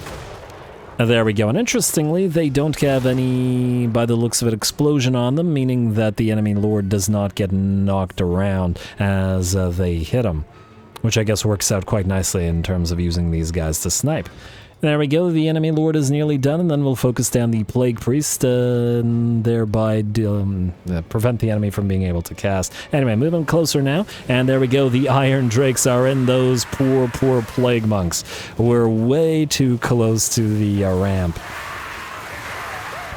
Alright, so what are you enemies gonna do? We do have 1 unit of Quarrelers, so they will be able to fire at the enemy from where we're positioned. Either the enemy backs off, in which case we will be able to get our fire units into the enemy settlement, or they stay here and then get either fried or pincushioned. Not a great position for them to be in. Alright, and it looks like the next unit is on the approach, or at the very least moving around up there, and the Iron Drakes are going to make sure that they cook them nicely. Lovely. Alright, how's the enemy Lord? The enemy Lord has been killed off, and we have switched now to the enemy Plague Priest. We don't have much ammunition, unfortunately, remaining on the gyrocopters, so we're going to position them hopefully at max distance, and thus hopefully with as much capability of firing as possible. Speaking of firing, a unit of Clan Rat Spears attempts to make their way down this ramp, but that is not working out well for them. Alright, well, the enemy can continue in this manner, or it might try to rush us with more units at once than 1, because 1 is clearly not enough to run the Flaming Gauntlet. And here we go, units of Plague Monks attempt to do the same. I guess that was the same unit of Plague Monks which got clipped before. Oh, this poor AI. I somewhat feel bad about this, but, you know, we gotta use any and every method available to kill off those filthy Skaven. Anyway, it looks like we had just enough ammunition as the homing missiles will... as the homing missiles will bring the Plague Priest down in the same manner as the Warlord, and we're looking good. Alrighty. Enemy gonna try to move forward. Those unbreakable plague monks, though their numbers are relatively small, will attempt to charge forth. Their formation, unfortunately, not wide enough to prevent us frying all but one of them. Oh, all but three of them, actually. I can only see one here. That's alright. Second time's the charm, I suppose, though. Ooh, the plague monks did manage to distract us long enough for a unit of clan rats to, come so close to closing the distance. Ah, poor little rats. Hey, the rats can't complain. They've got warp fire throwers available to them as well, so you know. I wonder if later on we'll be able to encounter some warp fire throwers and get fire on fire sort of action going. Kind of similar to what we just had in the Cathay and the Miao Ying campaign, where we are facing off against the Chaos Dwarfs with an army that's heavily reliant on fire damage, and the massive resistance on the Chaos Dwarfs prevents us from easily obliterating them at the distance. Which keeps it nice and interesting. Anyway, the Iron Drakes continue frying many a rat. We may not have a flame cannon to fire the enemy at a distance, but they do have to close the distance at some point. And the Quarrelers have been making sure of that by annoying the enemy, though they are unfortunately nearly out of ammunition. Gonna speed it up once again. And let's see, are the enemies... Oh, wow, they still have a fair few units left in here. Go figure. And Rune of Wrath and Ruin will hit the unit of Clan Rats first. And ooh, why did you guys wait so long to fire? This unit actually managed to reach you. That's not great, and since this unit reached them, we got more units now coming down. It looks like the antkill has been kicked, and the rats are all trying to make their way down the ramp. We're going to emergency send our 3 or 4 single entities, our lords and heroes in. 2 Slayers and 2 Runesmiths to just try to countercharge the enemy a little bit, though it looks like the Iron Drakes did manage to clear out the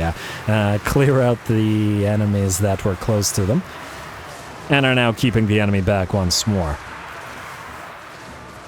Now that they're firing at will, it looks like they're looking good, and the rats once again failed. That was close, though. Good try. Gotta give credit where it's due. Alright, we've got half of the ammunition remaining on the Iron Drakes. Gonna try to... no, they're coming back down. Alright, fair enough. I was gonna say try to rush our lords and hero up the ramp in order to try to take a position up here. But if the enemy wants to keep rushing down the ramp and into the waiting flamethrowers, well, that's their business.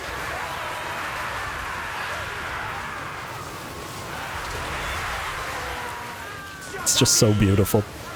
Alrighty, and how's that balance of power looking at? About 80% in our favor now. I mean, if the enemy wants to feed every single unit down the nozzle of those flamethrowers, then they are more than welcome to do so. Though it is always a shame to see the Grudge Settler armies rake in so much XP, but not be able to transfer to our other units. But oh well. At least it's, I feel like there should be either via tech or just generally Grudge Settler units. Hey. Why didn't you... Oh, it's a routing unit. It routed through our units. Damn, I hate when the AI manages to do that. And see, this makes no sense. Why would they try to route here instead of, you know, out there where they're safe? I get it. It's because it's closer here to the... oh, enemy units coming in again. It's closer to the edge of the map, but it's still somewhat irritating. Hey, Clan Rictus Clanstone will come down, and it gives speed, its acceleration, and bonus versus a large. I don't think that's going to be super useful against the Dwarfs. You can guess as to why.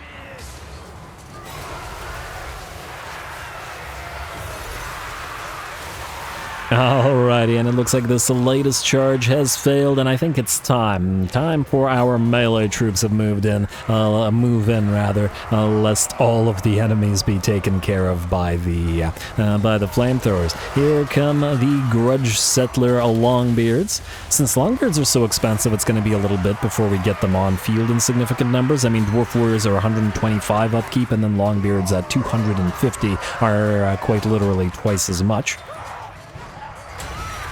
But that's alright. In the meantime, the Runesmith and the Demon Slayers will continue attacking the enemy up here, though it looks like those guys will shatter and we'll simply move on to the next unit of Clan Rats. Fair enough. Oh, sorry about the camera work. Once again, minor settlements have all of these obstructive pathways and objects that kind of interfere with the camera. Not too much I could do about it. I think... actually I gotta double check. Is the Better Camera mod integrated into SFO?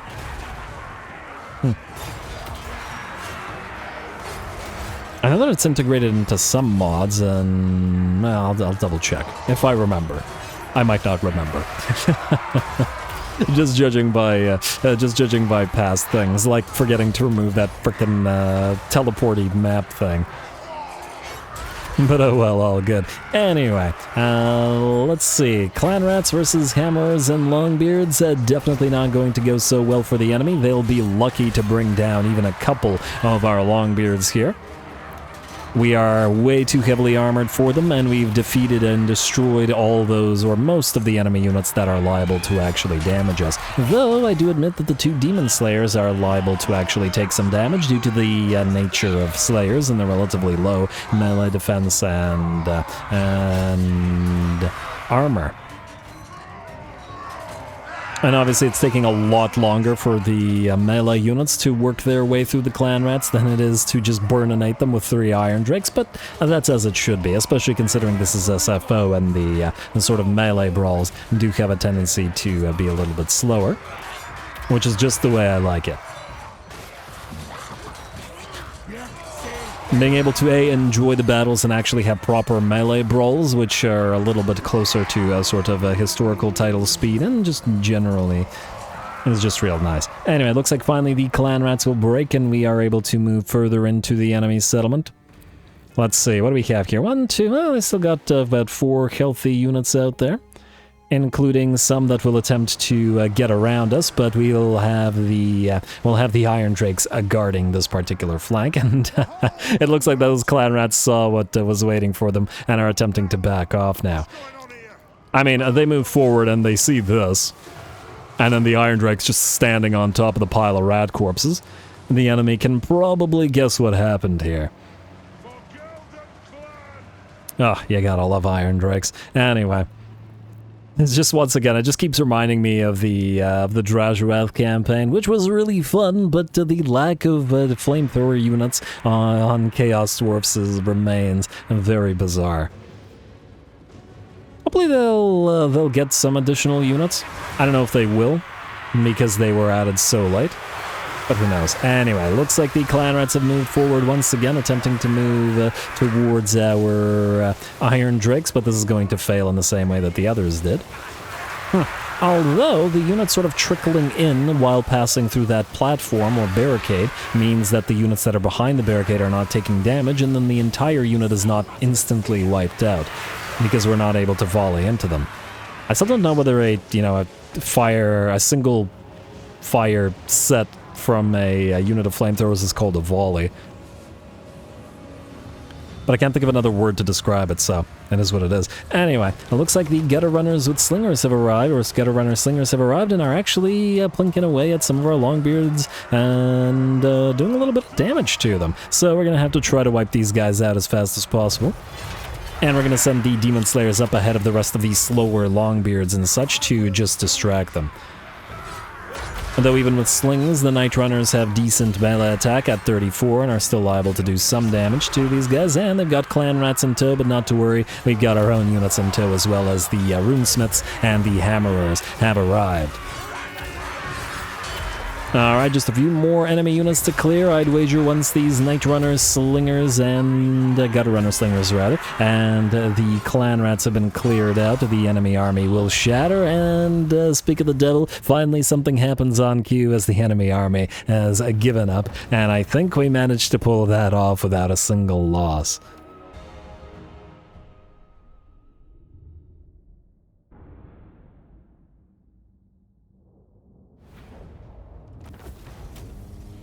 Alright, there we go, perfect. All units preserved, tons and tons of damage on the Iron Drakes, but, well, they do pretty good work at cooking rats. Not that they don't do good work at cooking everything else, but especially the rats. Blizzard Peaks secured. Master of And I guess we'll venerate the ancestors. Too bad we couldn't pop you into the settlement for the additional... okay, can you maybe venerate as well? Yeah, there we go. Pop you into the settlement for the additional military presence, but that's alright. We'll start with venerate the ancestors for a turn or two, and then we'll probably swap out to... oh, you know what? Let's get rid of the Dwarf Tinkerer's Shop. We'll go deep mines here everywhere. We do have a iron smelter here, though maybe the Tinkerer's Shop in the main settlement. We do want the Karaz Ankor, but or the vault structure, but until we get a little bit more money, I think we'll hold off on it. Granary, no, we're fine. Alright. At least the Skaven are on the back foot now. We've got 5 settlements in Clan Rictus, and most of their armies are looking to be in pretty bad shape.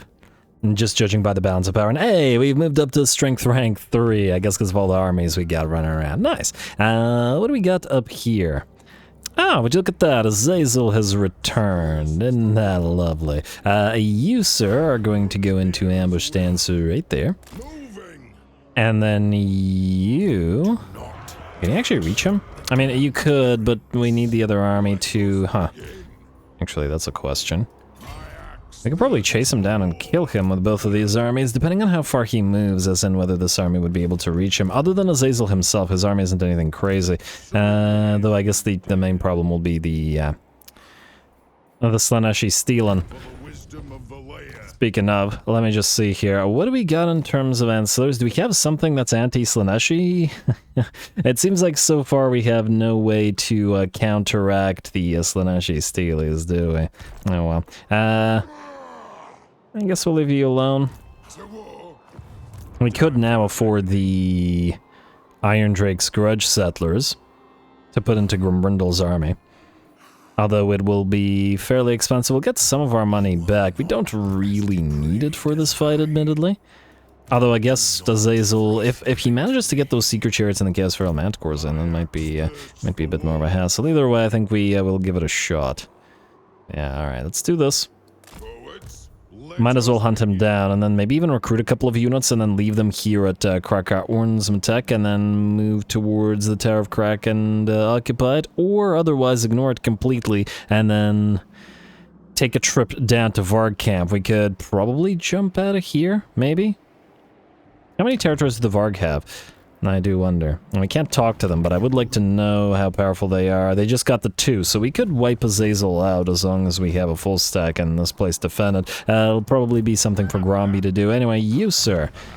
Oh, right. You do have Axe Lord, but we took all the Dwarf Warriors out of your army, and we probably can't change that right now because you're in March stance. Well, it is what it is. Not much we can do about it then. I guess we'll just attack with what we got. You might as well max out Axe Lord. Make the miners a little bit more tanky. We want to get any items on you guys? I mean... Miscast base chance? I mean, you're not going to lose. And he'll probably run. We could get the Dragonfire. No, wait, we'll lose suppression if we do that, so no dice. We have a Deepwood Branch, missile resistance, and ammunition. You're never going to run out of ammunition. I could temporarily get the Fiery Ring of Thori on, I don't know, the Runesmith, for example. Until we put it in the Fire Army, because we don't have the Runesmith there yet. Oh, we do have the Ironbeard's Bracers. Yeah, maybe we'll put the Ironbeard's Bracers on you. You're still going to be a decent command lord. And you know what? Let's get the Helm of Discord. Azazel or the Manticores are definitely going to go for you. Oh, actually, you know what? Let's get you Ironbeard's Bracers. And this is only working if losing melee combat, so you might need it, although a lot of magical damage on the enemy. We'll put the Helm of Discord instead on the Thane, I think, rather than the Runesmith. And then any kind of free weapons, we got the Rune of Fury, but that's not super useful. Seed of Rebirth will save either for Grimbrindle or one of the other lords until we get other forms of regeneration. And I think that's it. I don't want to waste the Talisman of Preservations on you. I'm just going to assume that this is sufficient. Go. Let's see if he backs off. Time to slay Oathbreakers. Time to slay Oathbreakers, and these poor Thunderers, he got him again. Oh, it's so rude. So tremendously rude. But anyway, here we go again then.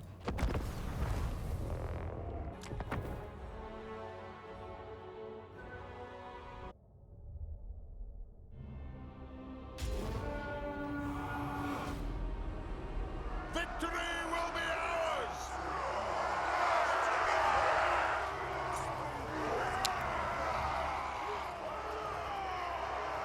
Alrighty, here we go. Should be a pretty darn interesting fight, I'd wager. Azazel has a pretty interesting force with him, and in true Slaaneshi manner, a very fast-moving one. In fact, they have more than half a stack of fast movers, 6 warhounds, 2 chariots, and probably some, 2 manticores. That's 10 units by themselves, and then 11 if we count the marauder horsemen. 55 speed on the trolls, so that's 13, and Azazel himself, of course. So yeah, very, very fast moving. And not to discount the fast speed of the Slaaneshi Marauders and Chaos Warriors as well, as I believe they move at 45 move speed, or at least the Marauders do. So much faster than even our Slayers or our Rangers. Anyway, it looks like we're going after the enemy Chaos Feral Manticore first to start the battle. The idea is similar to what we've done previously against the Greenskin Squigs, is to target them to force them into the rampage. As soon as the enemy starts rampaging, they start moving towards us, heedless of all that range firepower, and will thus be knocked out of the sky. That's a free Manticore, and considering it would have reached our line and flown over the other units, that's pretty darn valuable. That said, I might have jumped the gun a little bit, because I started doing that before the reinforcements arrived on the field. Fortunately, the enemy is still sort of looping around and moving towards where they want to approach this, but it was a dangerous thing to do. Just too excited to get into combat, I guess. There is a secret chariot over here on our left flank, and so we're going to have our brimstone guns with their anti-large target the chariots, which manages to bring the first one down. These guys got 8 units down to 4 now, although I think they started with 5. And hopefully we can bring them down before they do anything. They are slowly moving through the trees for some bizarre reason, perhaps waiting for the rest of the enemy army to arrive, but that works out well for our gyrocopters. As similar to the manticores, it's reasonably critical that we bring the chariots down and not allow them to achieve anything. Especially since it would be difficult to stop them, and that serrated blade storm on them will cause considerable amount of damage, plus the bleed. Alright, another chariot down. Man, I keep looking at the wrong chariots, thinking that the lead chariots will be the first destroyed, but it looks like all the backline chariots were the first to fall. Anyway, chariots are done, the doggos are still moving forward, and we're going to rush them with our runesmith and our thane. And just to keep them in place for a little bit, they're also in that dumb column formation. But admittedly, the column formation happens to the player as well, so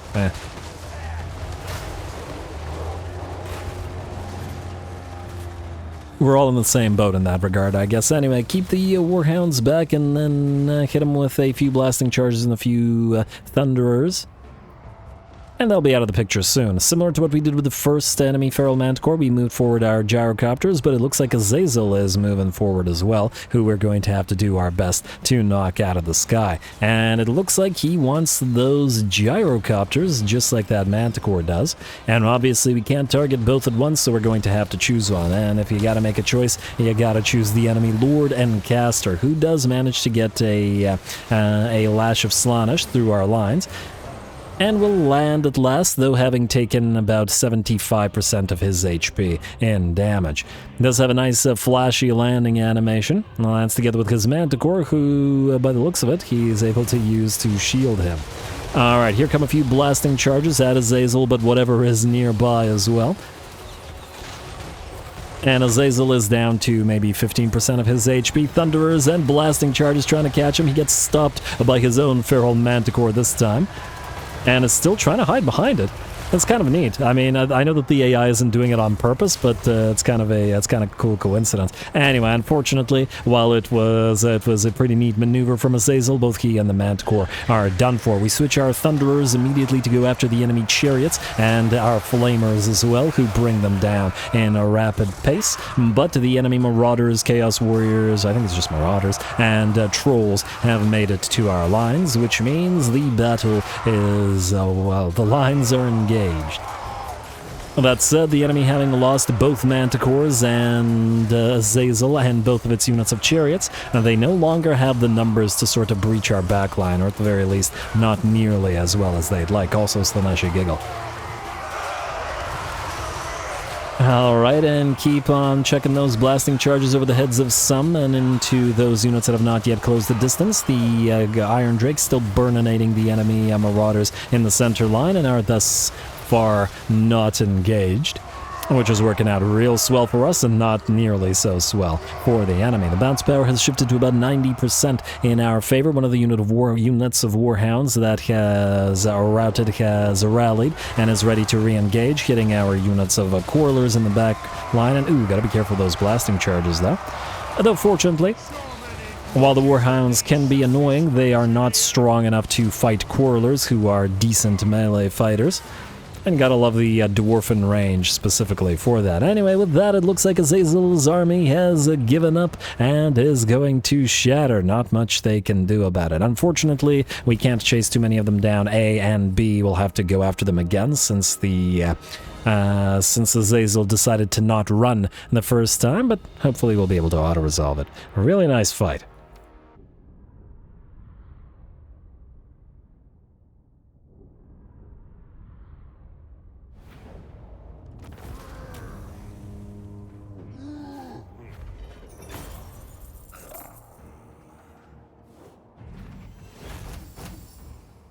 Alright, there we go. Unfortunately, we couldn't chase them down, but it is what it is, and hopefully we'll still be able to destroy the remnants. Azazel survived due to demons reforged, but, well, once again, it is what it is. 2.7, 2.6k as a reward, not too bad. We should... Let's see how far he moves. Please don't move across the mountain.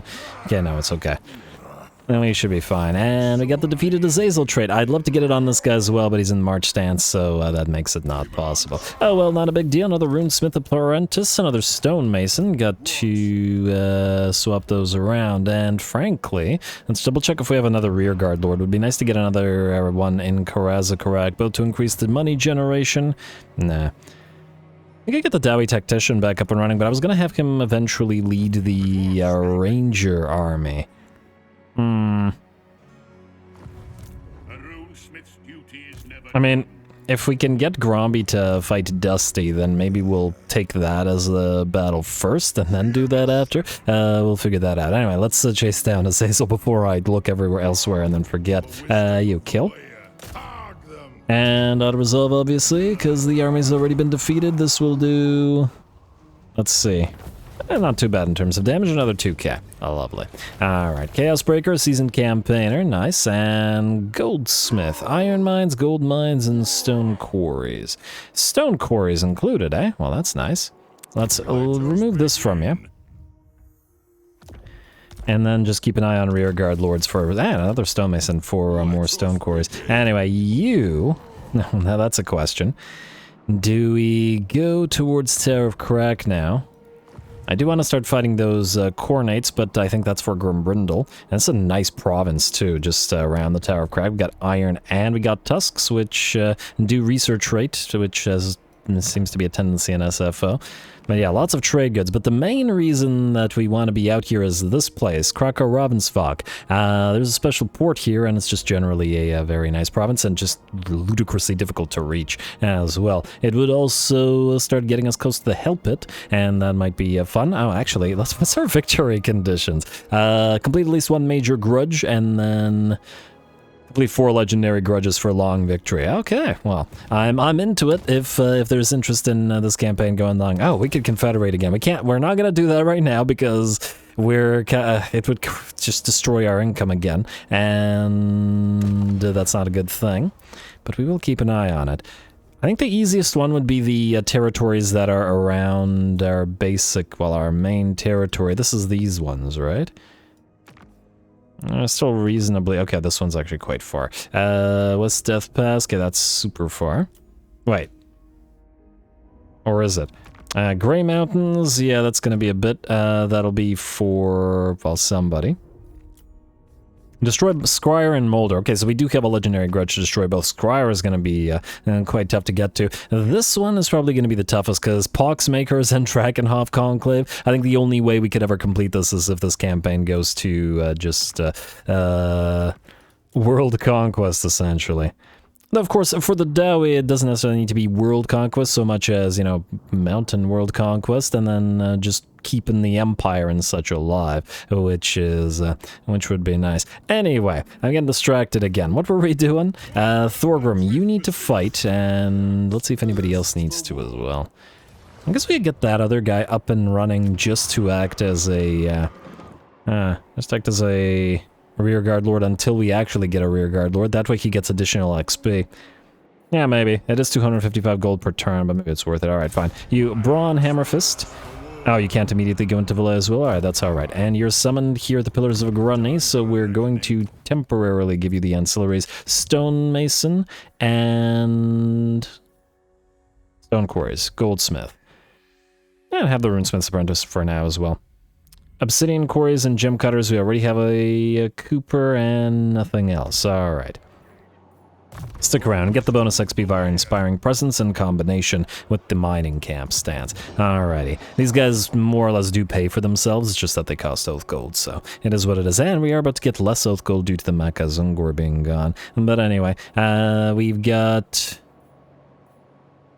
We can start getting the deep mines here. We could also upgrade... Yeah, let's upgrade the Dwarf Keep, I think. Probably a good idea. I have been wanting to get engineers on field as well, so we do want to maybe start on the Tinker's Den and get it up to tier 3, which will give us gyrocopters, which are so valuable, but also give us those master engineers. And I mean, we could upgrade the granary here. Keep on investing in our main territory, and we'll keep hold of the rest of the money because we'll want to generate another Grudge Settler Iron Drake. Alright, otherwise we're heading to Gribbletown with Thorgrim. Let's level everybody up, and... Oh, Gotrek and Felix is here. I did want them debut battle essentially to be a cinematic, but this won't work. Oh well, nonetheless. You, the level up. What do we want on you? We could get Rune of Grimnir. It doesn't do anything for us missile or unit mass-wise, but it does help us in terms of actually resisting missiles. Could also get the missile strength increase. I don't know how much damage these guys do. Ooh, Sapper will give us speed for all the gyrocopters and bombers. We're not going to have artillery in this army. We do now, though. You know what? That's pretty universally useful. Let's do that. You... Or at least for range units. You will keep going through Retinue Valet, because we still need that Retinue Physician, and thus we need a Runesmith in every single army, though that would always be the case. You Gotrek. We should probably... Oh, at rank 5 you get your various Slayer buffs. Most of them are only for the Heroes army, and most of them are towards specific enemies, but some of them, like Skaven Slayer, give you just generalist buffs. And not specific against enemies. Yeah, alright. We'll probably save until, to get you Slayer. Maybe we should just get you... Well, he already has 75 melee attack, he's fine. What about Felix? Potion of Healing, easy. Replenishment Troops, easy. Retinue Physician, easy. Alright, nothing else matters. And, alright, let's fight this. We'll do it manually, I guess. We'll have to watch the bombardment of the enemy and the enemy walls, but it is what it is. Go. Yeah, since the enemy built that defensive structure, that means the cinematics won't work, which is a shame, but at the same time, I mean, the rare occasional non-cinematic battle. Some to enjoy. Anyway, Black Orcs, and there is a lot of Black Orcs and Biggins. And we don't have the flame cannons this time around to sort of obliterate the enemy walls with the same level of quickness, but the massive range on the grudge throwers means there's no way that the towers can do anything about any of this. So we'll get you guys going here. We will destroy the tower from there. Engineer, you are going to lead our aerial squadron. Thorgrim and Gotrek and Felix, and the Runesmith, y'all going to be group 2, you're going to head on in. We'll have these guys, then the Hammerers, follow you, and then the Quarrelers as well. I assume there's going to be at least some enemy units on top of the walls. Who did I forget? The Longbeards, they've been used to guard our artillery, and that is still going to be the case. You guys maybe back away just in case the towers can reach you. Alright, that looks good to me. Start battle and tower. Alright, try to speed this up while we do this. Let's see how long it takes them to obliterate those towers.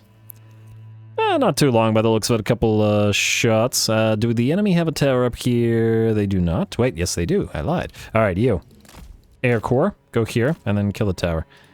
While we... Oh, it's already gotten the first one. My bad. Don't waste your ammunition. Well, we have plenty of... Actually, you know what?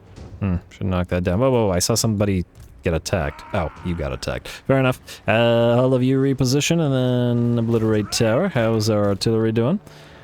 And this tower is going down shortly. Switch to firing upon this wall. Breach it and then hopefully damage some of those Black Orcs while you do.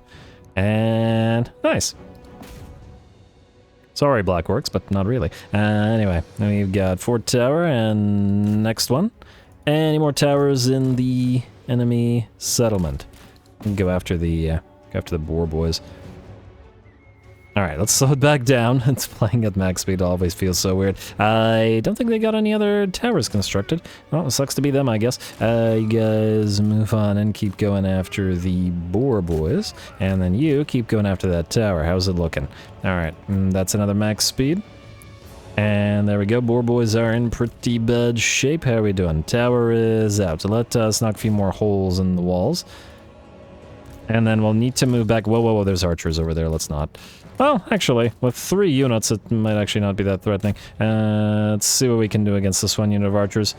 And we do have all that, whatchamacallit, not reset, restock available on this guy's army after all. Alright, that part of the wall is done. We got a few more towers we'll have to reposition to get.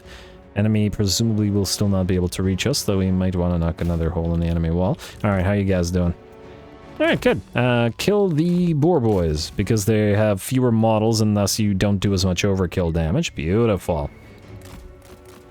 Walls are breached, another unit of boar boys. We got spider riders attacking us now. And go.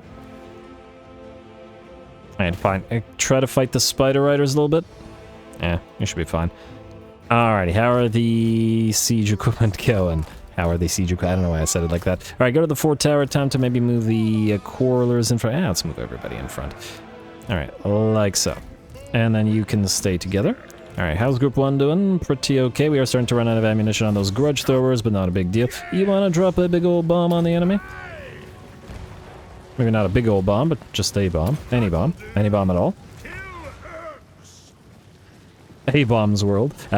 Close. Anyway, you guys go for the... go for the Black Orcs, probably the bigger unit of significance. And maybe drop a few big old bombs on them. I feel bad about this, I really do. But if you're telling me the Dwarfs wouldn't make good use of their aerial units to deal with these guys, then I'd say you'd be lying. Anyways, that last tower looking to be destroyed shortly. Oh, there was still another one. Okay, we'll destroy both. When walls are breached, the rest of our army's very, very slowly approaching. Alright, how are our flyers? Alright, let's speed it up again, and...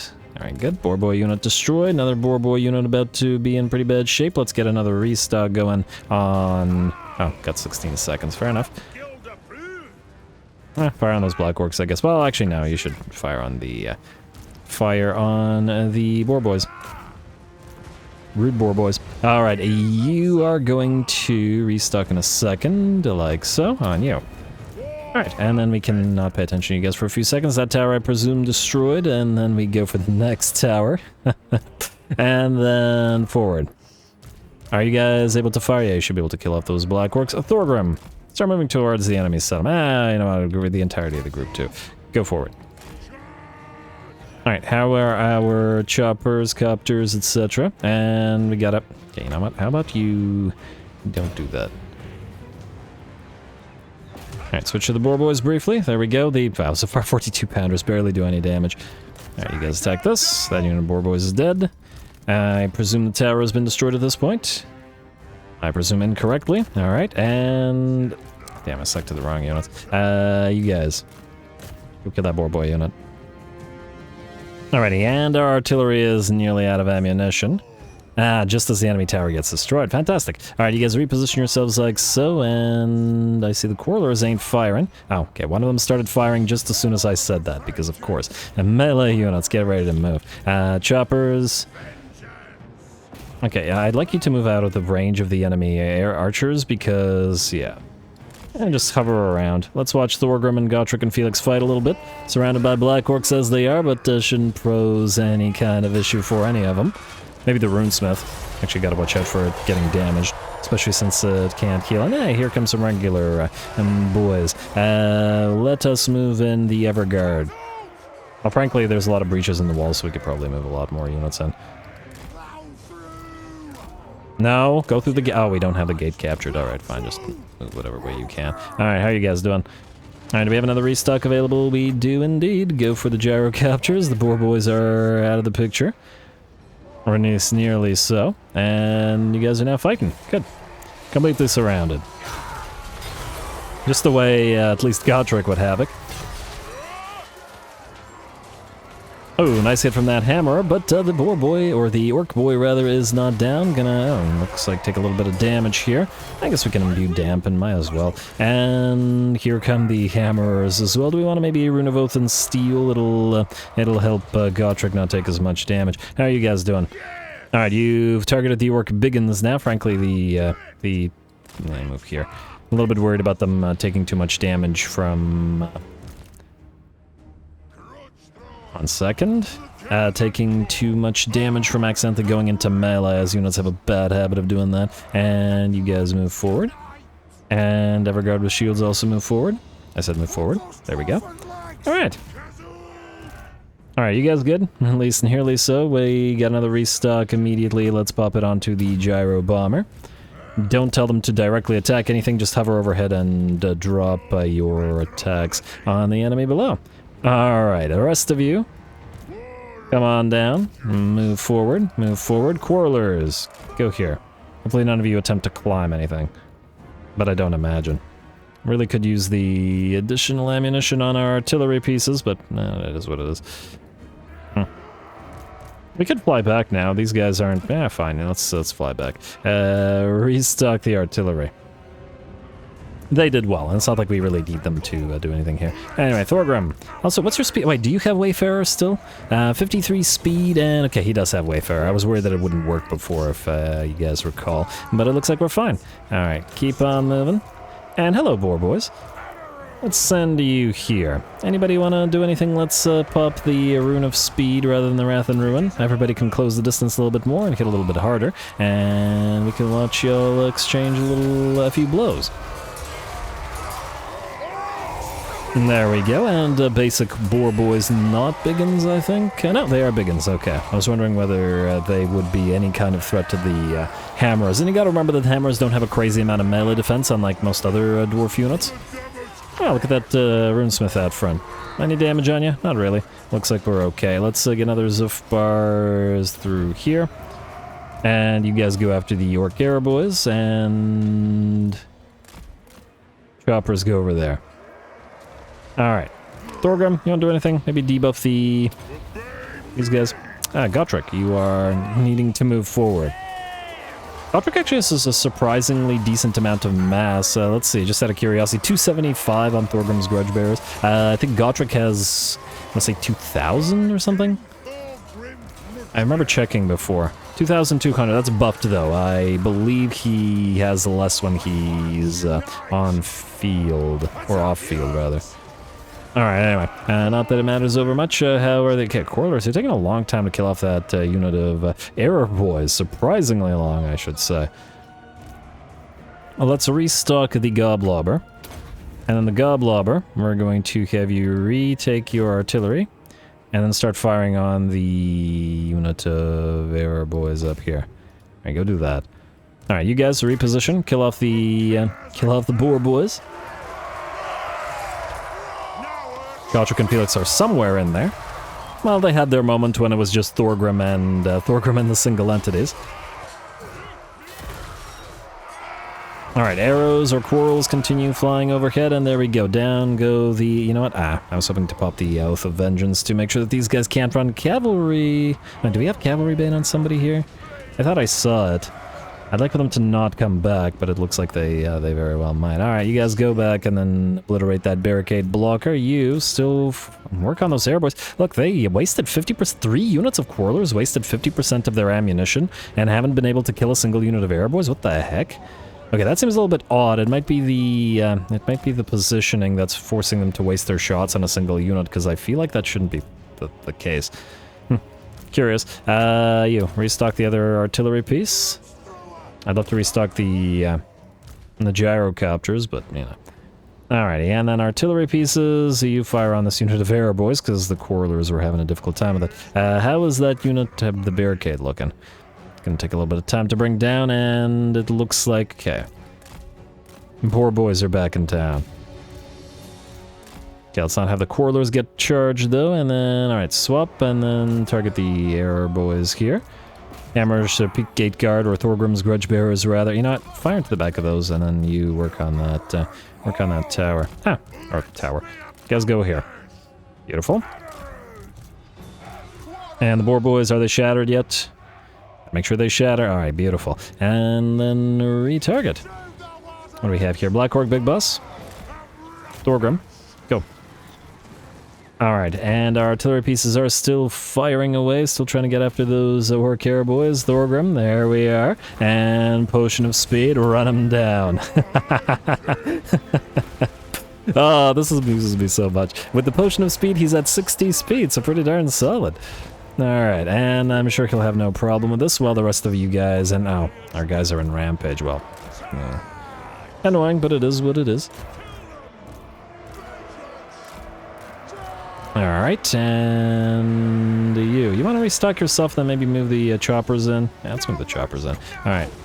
Oh, you can't restock yourself, that's a shame. Alright, fine then, go here, hover overhead, we'll have you guys come in and help. Alright, Thorgrim has nearly defeated the enemy lord, by the looks of it.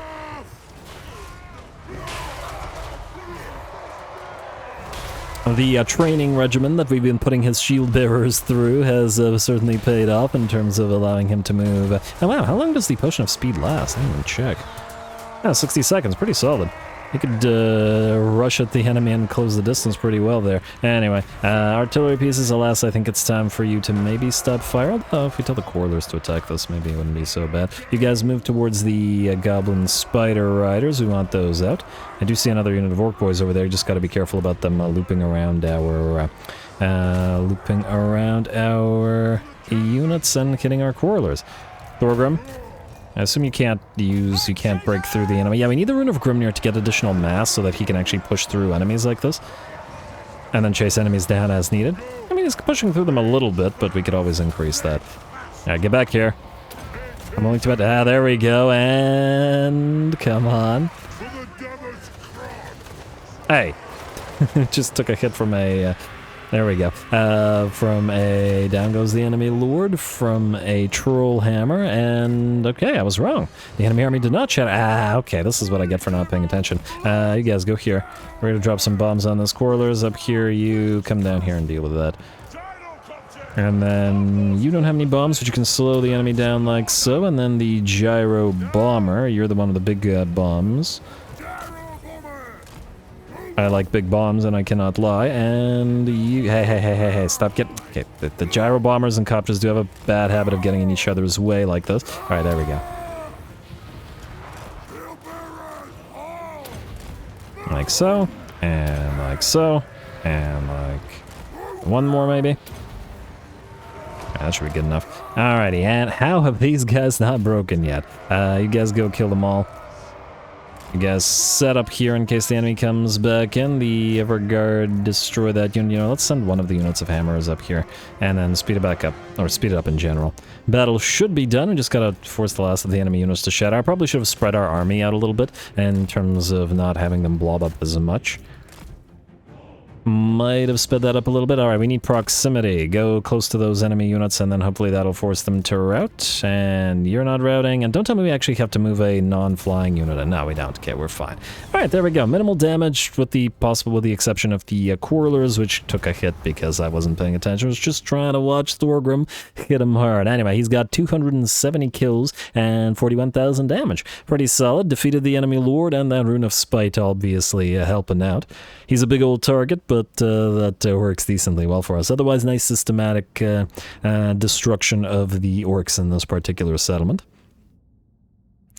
209 and 279. Ooh, 75 damage, 75k, or 75k nearly damage on the gyrocopters with troll hammers, and we can get another one in this army, which we will do so shortly. As soon as we can afford it. But we really should, well... There's a bunch of units in the Grudge Settlers that are 2 out of 2, and we don't have the ability... Huh. Does anybody know, do we have the ability to increase the capacity of a Grudge Settler unit storage? Because it kind of behooves us to get them in our armies rather than waste them, you know what I mean? I assume we can't get like 3 out of 2, so we have to actually make use of them. Anyway, occupy the place. There we go, West Darklands secured, and the place will rebel, and then we'll immediately kill the rebels next turn, or possibly send Joseph of Zorn to sit outside and then wait for the military crackdown to do its work. A second potion of speed, fair enough, and Thorgrim has another point, might as well continue going through Grimnir's heirs. Undead, elves, mankind, we're not fighting any of those guys, at least not right now. Yeah, Grimnir's heirs. And yes, we should... you know what? Actually, let's get Mastercrafted Weapon. It's quite a bit of a change. And the thing is, Thorgrim has relatively low melee attack so far. Also, nearly rank 20, so he'll be able to get his own armor, I want to say soon. Yeah, Armor of Skaldar. Which is a pretty nice armor piece. Doesn't do anything for us faction-wide, like the Dragon Crown, which is at level 25, though, which is actually fairly close as well, so that's fine. Alrighty. And you have reached your level up. 1, 2, 3, 4, 5. Okay. Skaven, Demon, Orc, definitely. Vanguard deployment, movement for accompanying Lord, that's good. Range on fighting elves. Physical resistance, we'll do that. And then in 12 Slayer after. And then the Sprightly Manling can get another point in replenish troops. I really wish Laboratory would actually provide the little bit of research rate, because it bothers me that it uses the same symbol and it does nothing. And in fact, it's just construction time reduction. Oh, you had 2 points. I get Sprightly Manling as well. I do like the hero cost reduction, but it's not crazy useful. Alright, and that's good. Does anybody else need to move, or are we good in terms of ending the turn? We probably are. We've got a little bit more cash now, so we could, in theory, build the deep mines here to get even more money, but at the same time, once again, I was talking about those grudge settler armies, and that kind of remains the case. Dusty has to be gone after, and oh, right. I guess, you know what, unfortunately, guys, we are kind of running out of time, and this is probably a decent place to call the episode, I guess. Always having fun, and then the episode's going long. Anyway, oh, actually, I should have moved you. Moved you into, oh. I don't imagine there's another army here. At least I hope not. Anyway, you can go into Kraka Ornsmatek in order to make your army cost a little bit less while you're garrisoned. Like so. Save nearly 300 gold on it. We'll take it. And I presume we don't need Purge the Urks here anymore, at least not right now, so we'll go for Venerate the Ancestors. We can also recruit a lot of stuff here. And that's another teacher. Ooh, we should get these guys on the field pretty much at all times. Only you weren't so expensive. Ballistic plating? That's fantastic. I love it. But yeah, the character will share thing is just too good to pass up. I do wish that we could generate Thanes down here, but we need to upgrade the clan barracks here in Grimfang, which is currently our sort of military province. Kind of accidental, because we kind of just, you know what, also switch to... Well, we'll be able to upgrade you to tier 3 shortly, and then that'll give us this. We'll probably have to delete it later and then put it into Deadrock Gap, but... it's fine. It's fine. It's gonna be probably a bit, so control is probably going to be the better thing here. Here, we've got control coming in, and we've got the public order building to be built shortly. Probably actually want to get it up and running right now, as the glow pit is relatively safe, but then we need to transfer stonemasons to these guys. You know what? I'm going to do that between the episodes just to build that, and then maybe even end the turn so I could just edit it out because there's nothing else to do. And then we'll come back next time and then deal with Dusty, with Grumbrindle, maybe out here, and then hopefully wipe out Tretch, and hopefully, before we do, get the defeat trait on Thorgrim, and then send Grumbrindle up north so that he can sort of run around his own territory, fighting chaos to his heart's content. And we know that Lokir is here, so maybe even fighting some Dark Elves in due time. Anyway, stay tuned for more Thorgrim. Don't forget to leave those likes and comments below, especially the threshold for the longer episodes and the double on Saturday. All glory to the algorithm, and thanks for watching.